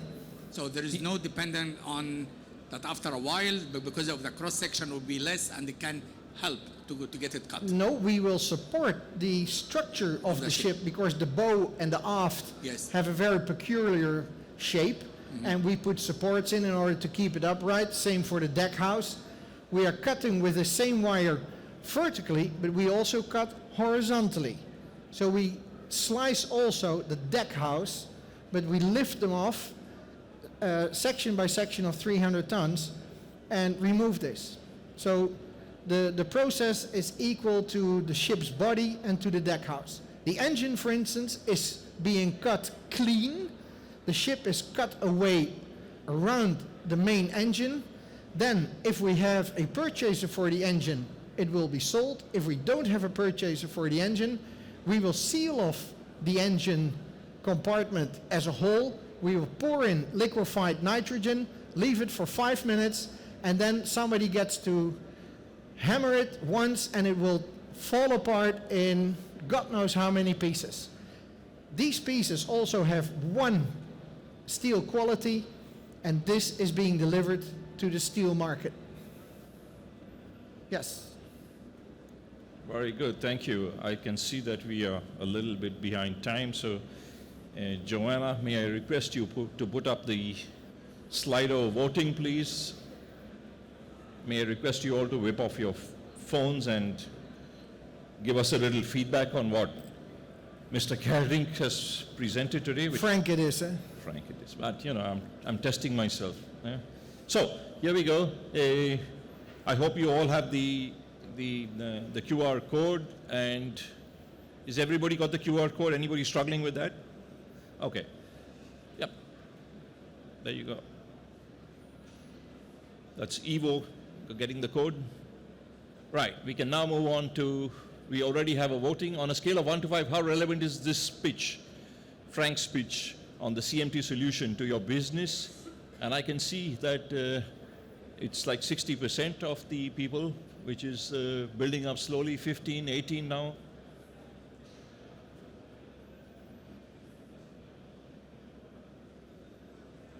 Right, nice, 23. It was 19 the last time. Frank, I hope you're taking note that some 55% of the audience finds your pitch relevant to their business. Okay, we are steady at 25. Can we move on to question 2, please? Thank you, Joanna. Please rate on a scale of 1 to 5, 1 being the least, how much value, commercial or operational, you think the CMT yard would bring to your business. Yes?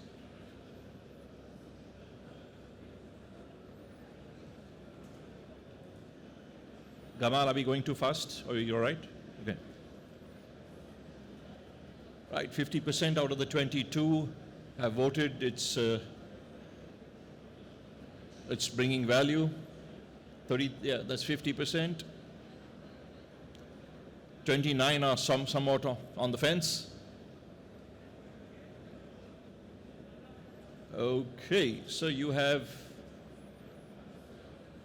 Oh, there was a result. And lastly, please rate the readiness of implementation of the CMT yard as you perceive it on a scale of 1 to 5.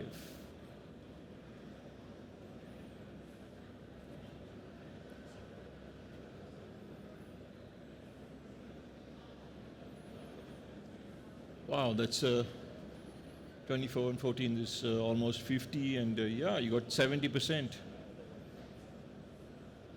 Over 70%.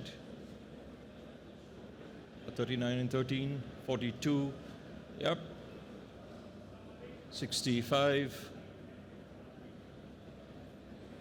There you go, an overall score of 3.1, I presume that's out of 5, so if you got to go by that percentage, Frank, I think you're ready to roll. I hope those statistics bring some value to you, Frank, as much as the value that hopefully Frank has brought to all of us. So let's join me in a round of applause to Frank for sharing the CMT yard solution. Thank you, Frank. Thank you. Thank you very much. Appreciate being here. And I hope you will have some very good days today and tomorrow again. Thank you, sir. Thank you. And you too. Okay, good. Let's move in for the last pitch of today. While ship owners are required to invest in energy efficiency technologies and measures, on the one hand, including propulsion improvement devices. On the other, ship owners have to rely on, they have to have a sustainable and a profitable business. There are various types of energy efficiency measures available. Some of them have a very obvious savings potential, while some of them need further investigation into the feasibility of the measure being applied to a ship-specific case. What is indisputable is the fact that when a ship runs through water, there is resistance between the steel hull and the seawater. And if this resistance can be minimized, then the fuel consumption can be reduced and consequently emissions to the atmosphere. And that is why we have anti-fouling coatings. There are various types of anti-fouling coatings with varying levels of anti-friction properties. What we're going to hear now is a true novel breakthrough in anti-fouling, or more specifically fouling release technology, which yields energy savings and a favorable return on investment. And to tell us more about this fouling release technology, ladies and gentlemen, please join me in welcoming Mr. Simon Fisser, who is the Marine Director for PPG EMEA region. Simon, welcome to Dubai and on board. Thanks, Nikhil. Excellent. Okay, Nikhil gave you the short version. I give you the long version of this story. Yeah, first of all, I'm an engineer, so I'm quite impressed about the previous speaker's subject. I can't wait to see it in Rotterdam. So if it's ready, let me know. I come over and see it myself. In the next about 20 minutes, I would hope to entertain you with my both personal and also professional story. It's a story that went from vision to value. Before I do, I would like to introduce my company. My company is PPG. We are a paint and coatings company. So what we do is paint any object around you. Our job to do is to protect and beautify the world. How is it relevant to you? Well, the laptop you're working on, PPG coatings. The iPhone you're looking at, PPG coatings. The car you're driving, especially if it's a Ferrari or a Lamborghini, PPG coatings. The plane you flew in with, PPG coatings. And I hope the ship you are owning and operating has PPG coatings too. If not, I have to talk to my colleagues to beef up their game. So that's PPG. This is me. I'm a paint guy, and I would like to take you through my story. Let's see. How's next? I guess this one. Sorry. So my story is one from vision to value. So my name is Simon Visser. I work in PPG for 26 years. That's more than half my life. I started very young. This story is from vision to value and is very relevant for today's shipping agenda. First of all, I started in the 90s in the company. And back in the 90s, we developed a vision. And we said, well, someday fuel savings will become important in shipping. Also, we said sustainability one day will be high on the agenda in shipping. And most of all, we thought about the solution, the ultimate solution, being non-biocidal silicon fouling release. That was our vision more than 25 years ago. Then, of course, we underpinned the importance of shipping. Shipping is key to the world. World trade, luckily, and a good thing after Corona, after the lockdowns, is still in growth mode. Good for all of us. But shipping, we know, comes at a price for fuel and a price for emission. This is like running the numbers on the left. And we said also about 25 years ago, this will get one day a lot of attention. And actually, as we know now, that day has arrived. That day is right now. On the path to green shipping and decarbonization, IMO is guiding us. They're putting legislations in place and also guidelines, calculation methods to comply. And we all know, of course, about EEXI and CII, and this is just a simple way for me to explain the difference. It's a theoretical energy label, and it is your carbon intensity while shipping goods.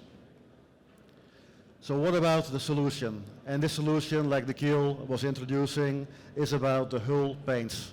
Of course, it's not the overall total endgame solution for everything.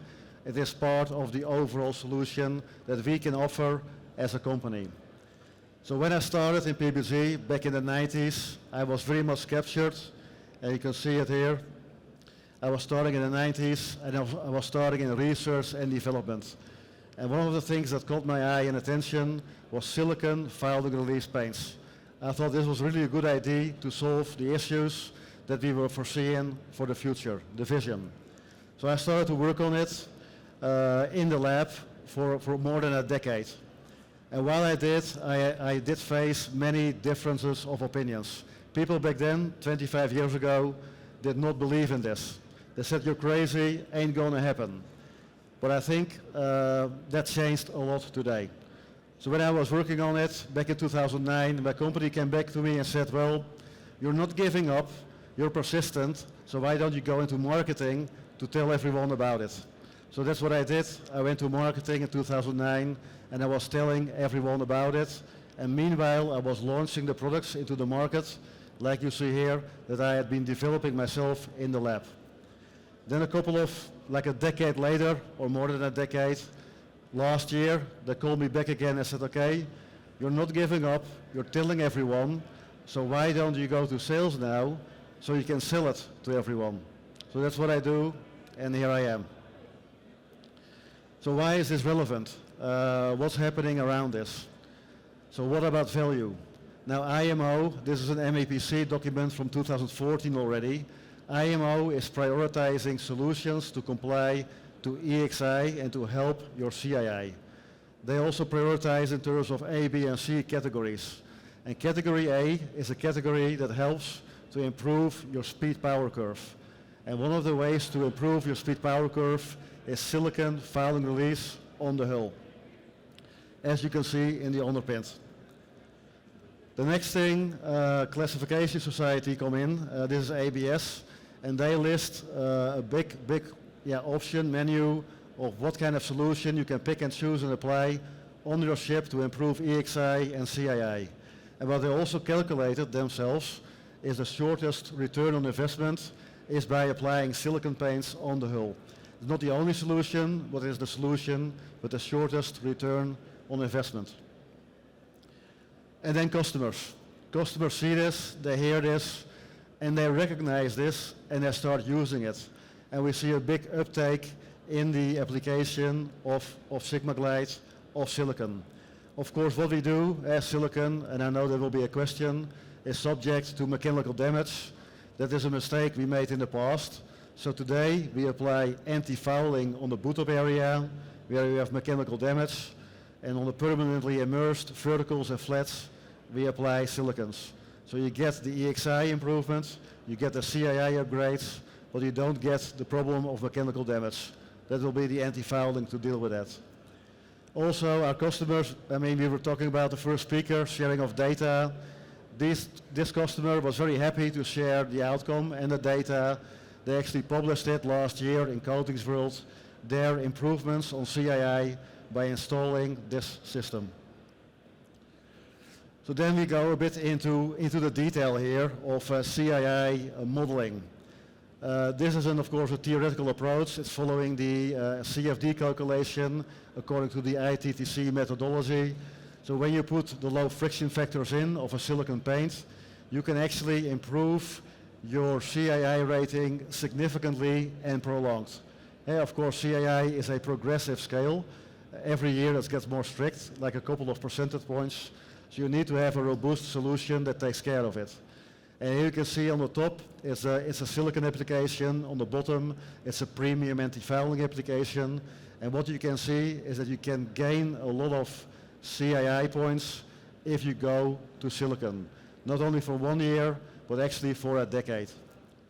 I will talk later about the durability of the system. This is one way of modeling that advantage.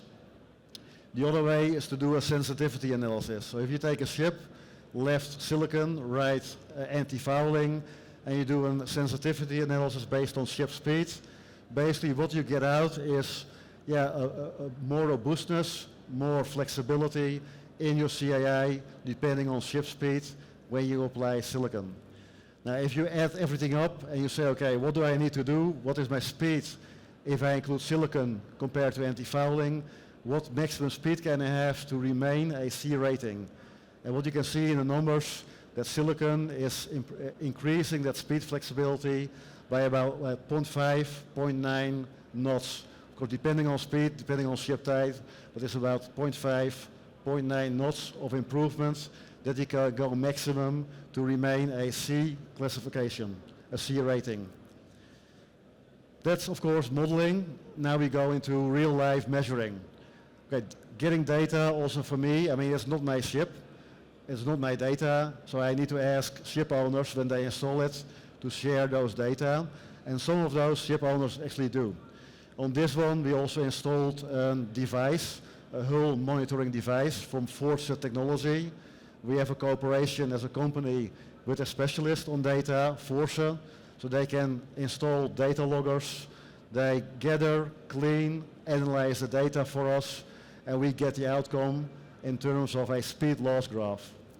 Okay, this is fresh, just beginning, but what you can see, actually in the first year, not a speed loss, but a 3% speed gain by applying silicon on verticals and flats. 3% speed gain versus the original sea trials. So that's a big step improvement in the initial year. Also, we are plotting, of course, the history of the vessel, as you can see right down. And it has been idle also for an extensive period of 29 days during these measurements in Brazil. Now we know Brazil, we know what it does, even though in that same period we remain the 3% speed gain on this vessel with silicon. Then I was talking about durability. Of course, if you avoid applying silicon on the boot top, you do anti-fouling boot top, silicon vertical, flat bottom, the system basically will not be touched by anything. You do not have mechanical damage. On top of that, it's biocide free, not leaching anything, not polishing, so the system will stay intact on the hull.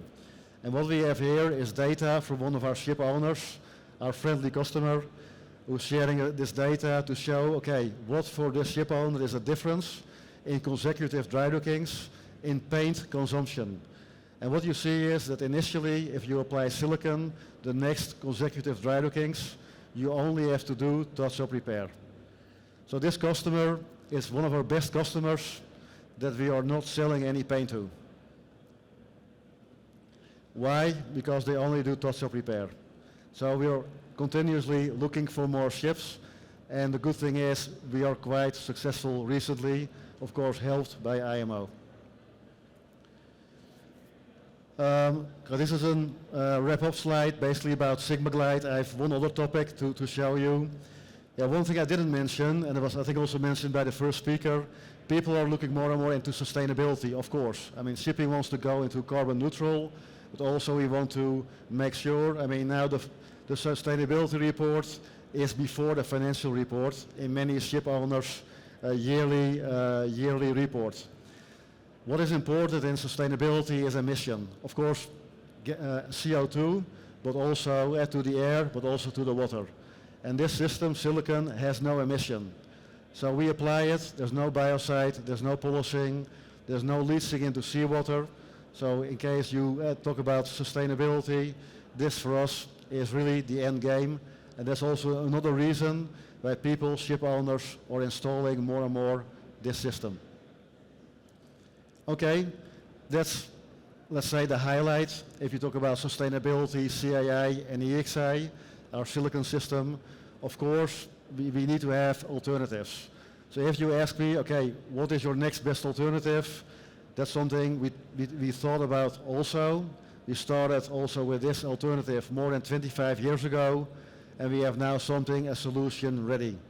So when do you need the alternative? Okay, when you do not do a full blast for silicon, when the yard doesn't want to apply silicon, or when you're just in a hurry and you need something to just do the job and you don't want to go the silicon path. So the next best alternative will be our Nexion. Now Nexion is a copper-free anti-fouling. We anticipated one day copper will be a problem, so we took it out and we replaced it by organic degradable biocides. So this is a biocide anti-fouling, but it will have way less biocides. We focused on the Coast Guard and the Navy in the beginning, 25 years ago, but since 2014 we have a commercial system available also for shipping. What it does, Nexion, it is an anti-fouling, but if you compare it to a copper anti-fouling, the amount of biocides is way less. So it carries 8% rather than the 45% that you have in copper containing. And the biocides that are in are organic, so they break down as soon as they are released into seawater. There's no accumulation. So this is a big advantage if you talk about emission sustainability. Not as good as silicon, because that's 0.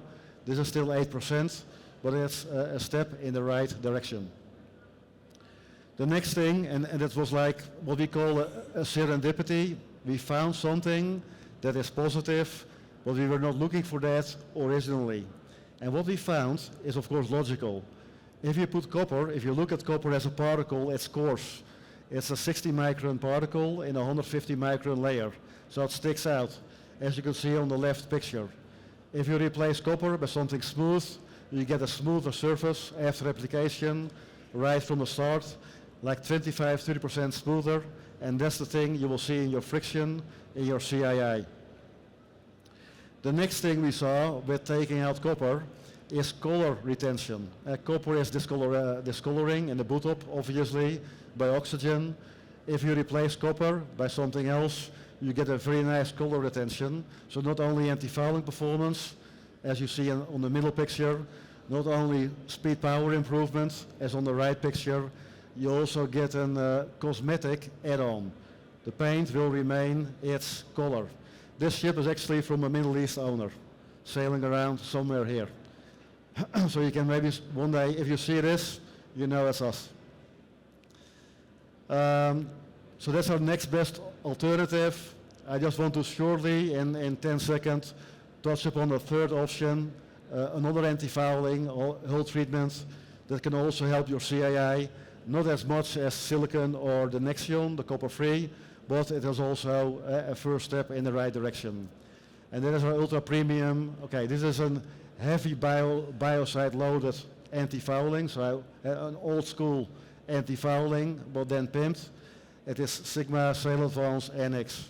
So this one has linear polishing, it has a minimum leach layer, and of course it's quite boosted with biocides. So this is the first step for us in ultra premium. The upgrade will be Nexion, copper-free, smooth from start, and cosmetic. And the end game, the top level, would be silicon, with no emission, no biocide, and long-lasting 10 years performance. So for me, I started this journey when I started the company more than 25 years ago. I started with a vision, especially on silicons. Silicons and Nexion, those are my two other kids. I have two real kids and I have two business kids. These products started a long time ago when all of what we discussed today was irrelevant. But now, 25 years later, it's all about hull friction, decarbonization, sustainability, and reduced emission. So for me, a very personal vision turned into value. For me, a professional story turned into value and came very relevant in today's agenda. A story for me, a personal story and an adventure, but I think an opportunity for us all going forward. Thank you very much.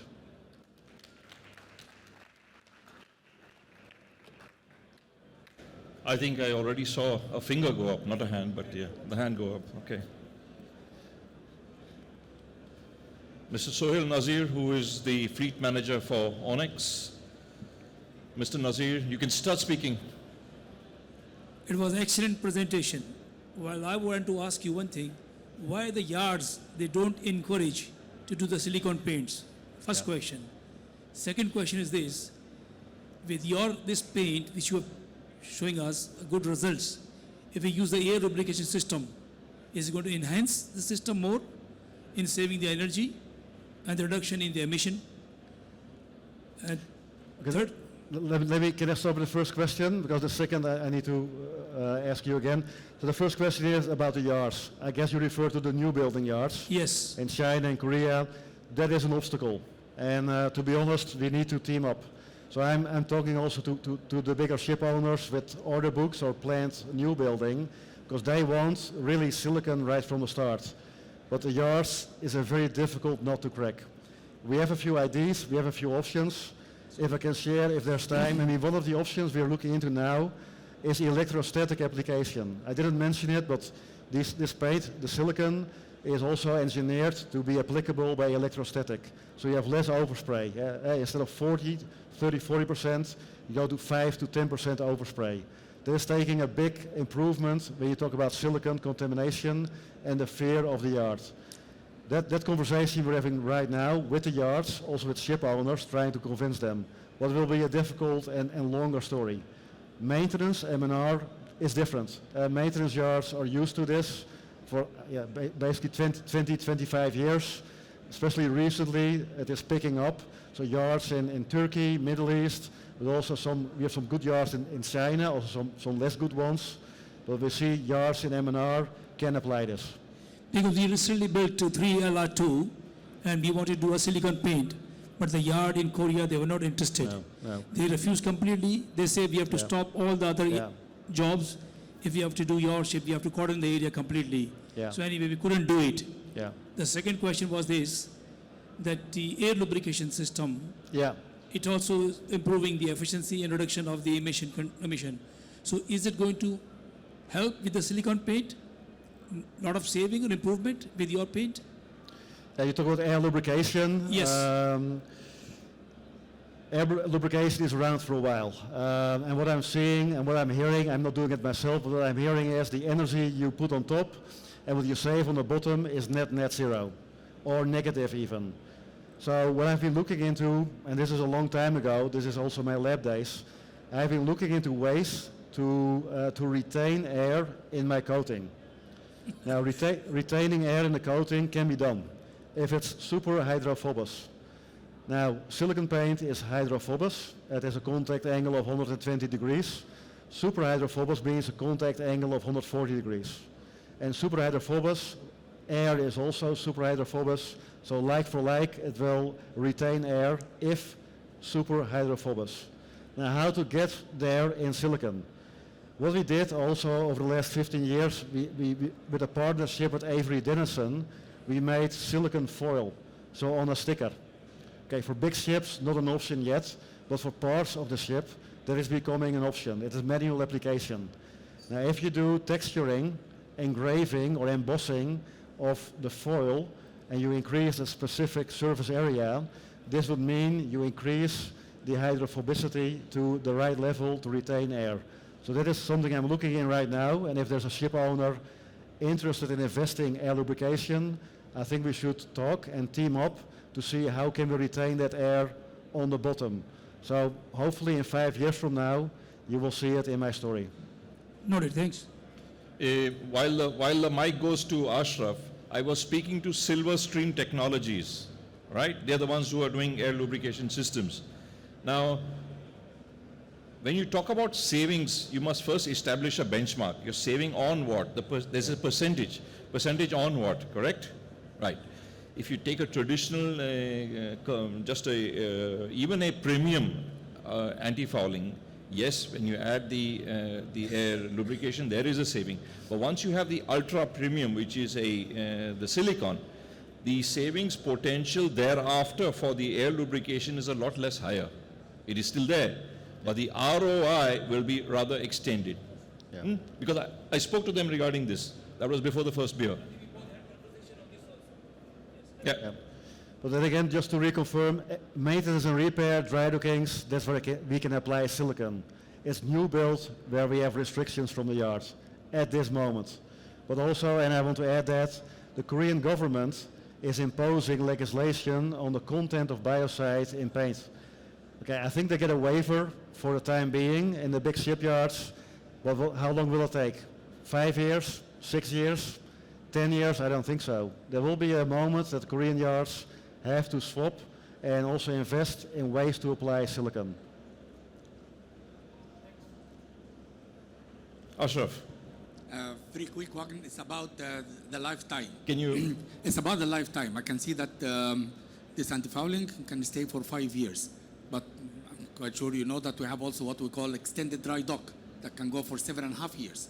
Yeah. Is it applicable, or and that has been approved by any class for that?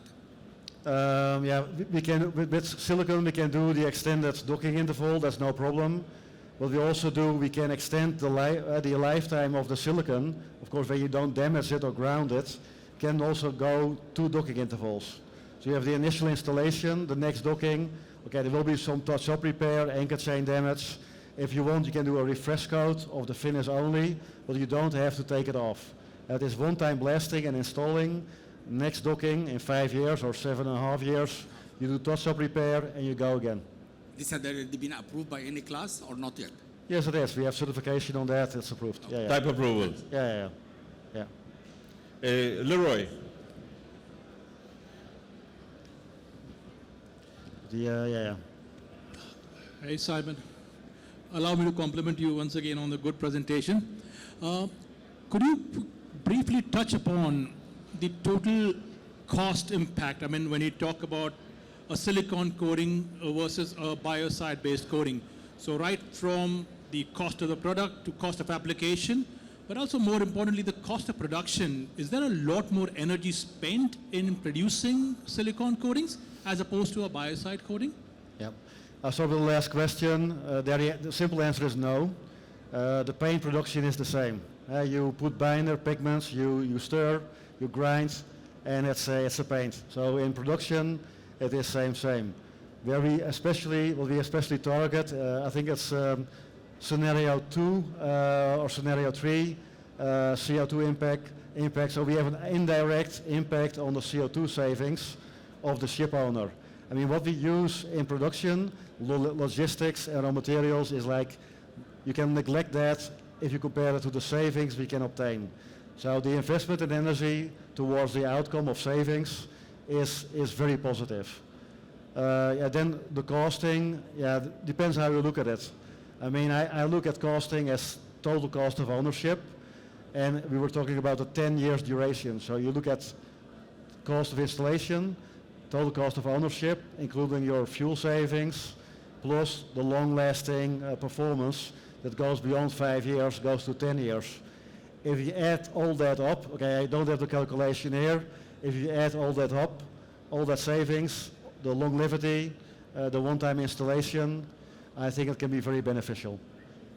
And may I add, it's not always wise to just look at the capex.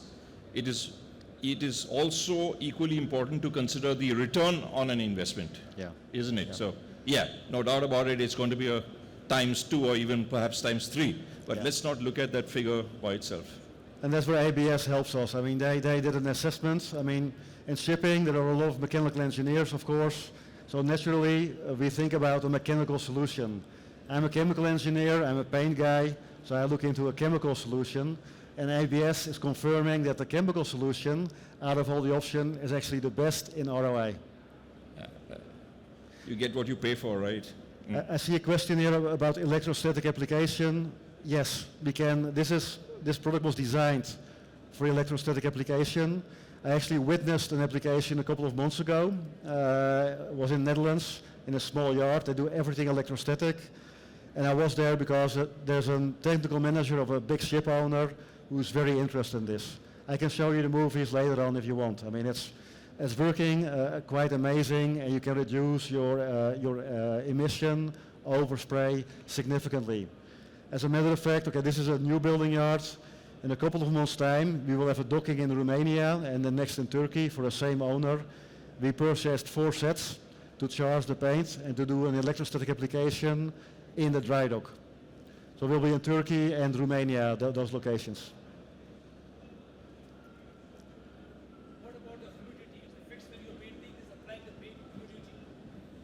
Does humidity make a difference? Does humidity affects the paint when you're applying this silicone? Because it's very important to control the weather condition. Yeah, okay. That's with any paint, and it's even more important with silicone. Application is crucial. I mean, the way you apply it, you have to hit the right film thickness everywhere. So you need to instruct the applicators, and you are depending on the skills of the yard. That's why I was saying, I mean, Turkey is perfect. They are skilled, they know what to do. We have a ship there every week. Middle East knows how to do this. In China, okay, it's a bit of a mix. So, but if you dock a vessel in China, let us know, we can recommend. Middle East, I have got doubt. I have faced problem. And you have good weather. No, anyway, I don't want to talk about that. Surface preparation is everything, wouldn't you say? I don't see any hands going up, but before I let you off the stage, I have one for you. Yeah. All right. We're hearing about EEXI and CII and all these regulations regarding MAPOL Annex 6. Would it be fair to say that if you just put silicone anti-fouling on an underwater hull, and one of the measures, the easy to implement measures is slow steaming, just pull back the throttle. Yeah. Would it mean, therefore, if you had silicone anti-fouling, that you might not need to reduce your speed or run underpowered? Yeah, that's correct. So in a model, in theory, when you run the numbers, you can sail 0.5, 0.9 knots faster, depending on where you come from. Of course, you need your classification society to confirm this. So if we have this situation and you're interested, we can talk maybe together. We can model this for your ship. We will ask some input. We can model this for your ship of interest, and then we can have this kind of outcome and analysis. And the next step, we can maybe talk together, or you alone, to your class society to give that stamp, so that it will allow you to go this 0.5 to 0.9 knots faster. So do less EPL, basically. Simon, like we say in India, thank you very much. Thank you all. Very insightful presentation. I hope, ladies and gentlemen, you gained as much of value that I got while participating. So thank you very much for your sharing of knowledge, and thank you to PPG. Thanks, Gil. welcome. Okay, folks. Yes, of course. Before you run off, you might want to see what people think of you. My grades, okay. Your grades, yes. Now it's testing time, so I hope everybody's got your phones out, and we have 3 questions for you. The first one is, on a scale of 1 to 5, how relevant is fouling release coatings for your business? Yep, 1 being the least and number 5 being the most. I know what Rami is going to hit there on this phone, so I can already see his finger going towards that button number 5. But don't be influenced by what I say. Yeah, he's just a good friend. And we have 12. I would expect 2 times the number of participants in this, so 13. You want to vote too, please? No. Well, if you look at the percentage in isolation, it's quite nice, 46, but we need some more robust numbers, yeah? No, coming up. Much like the return that we spoke of. You don't look at numbers in isolation. Okay, so if we have to go by statistics, Simon, we have 43 plus 29, do the math, yeah, which is 62% in favor of, which is relevant. Yeah. Can we have question number 2, please? Right, please rate on a scale of 1 to 5, 1 being the least, how much value or commercial value, either commercial or operational, you think fouling release could bring to your business. So we go back to those who it's relevant for, and we take it from there. So we have the same number of people who said yes, it was relevant, and you got 62, that's 85% who's said definitely it's, as we discussed, saving to the environment, saving money. Can't go wrong, right? All right, I understand we are a little behind time, so let's move on to the final question. Please rate the readiness for implementation of fouling release as you perceive it. 1 being the least and 5 being the most.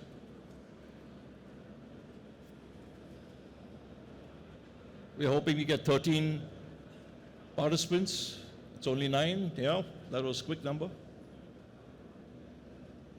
Readiness, it's all ready to roll out, and we certainly hope this is a demonstration of the Middle East to accept a new technology. So I would go home with a smile on my KLM flight.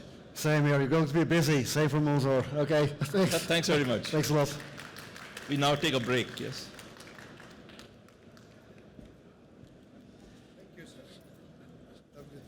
You didn't ask any question.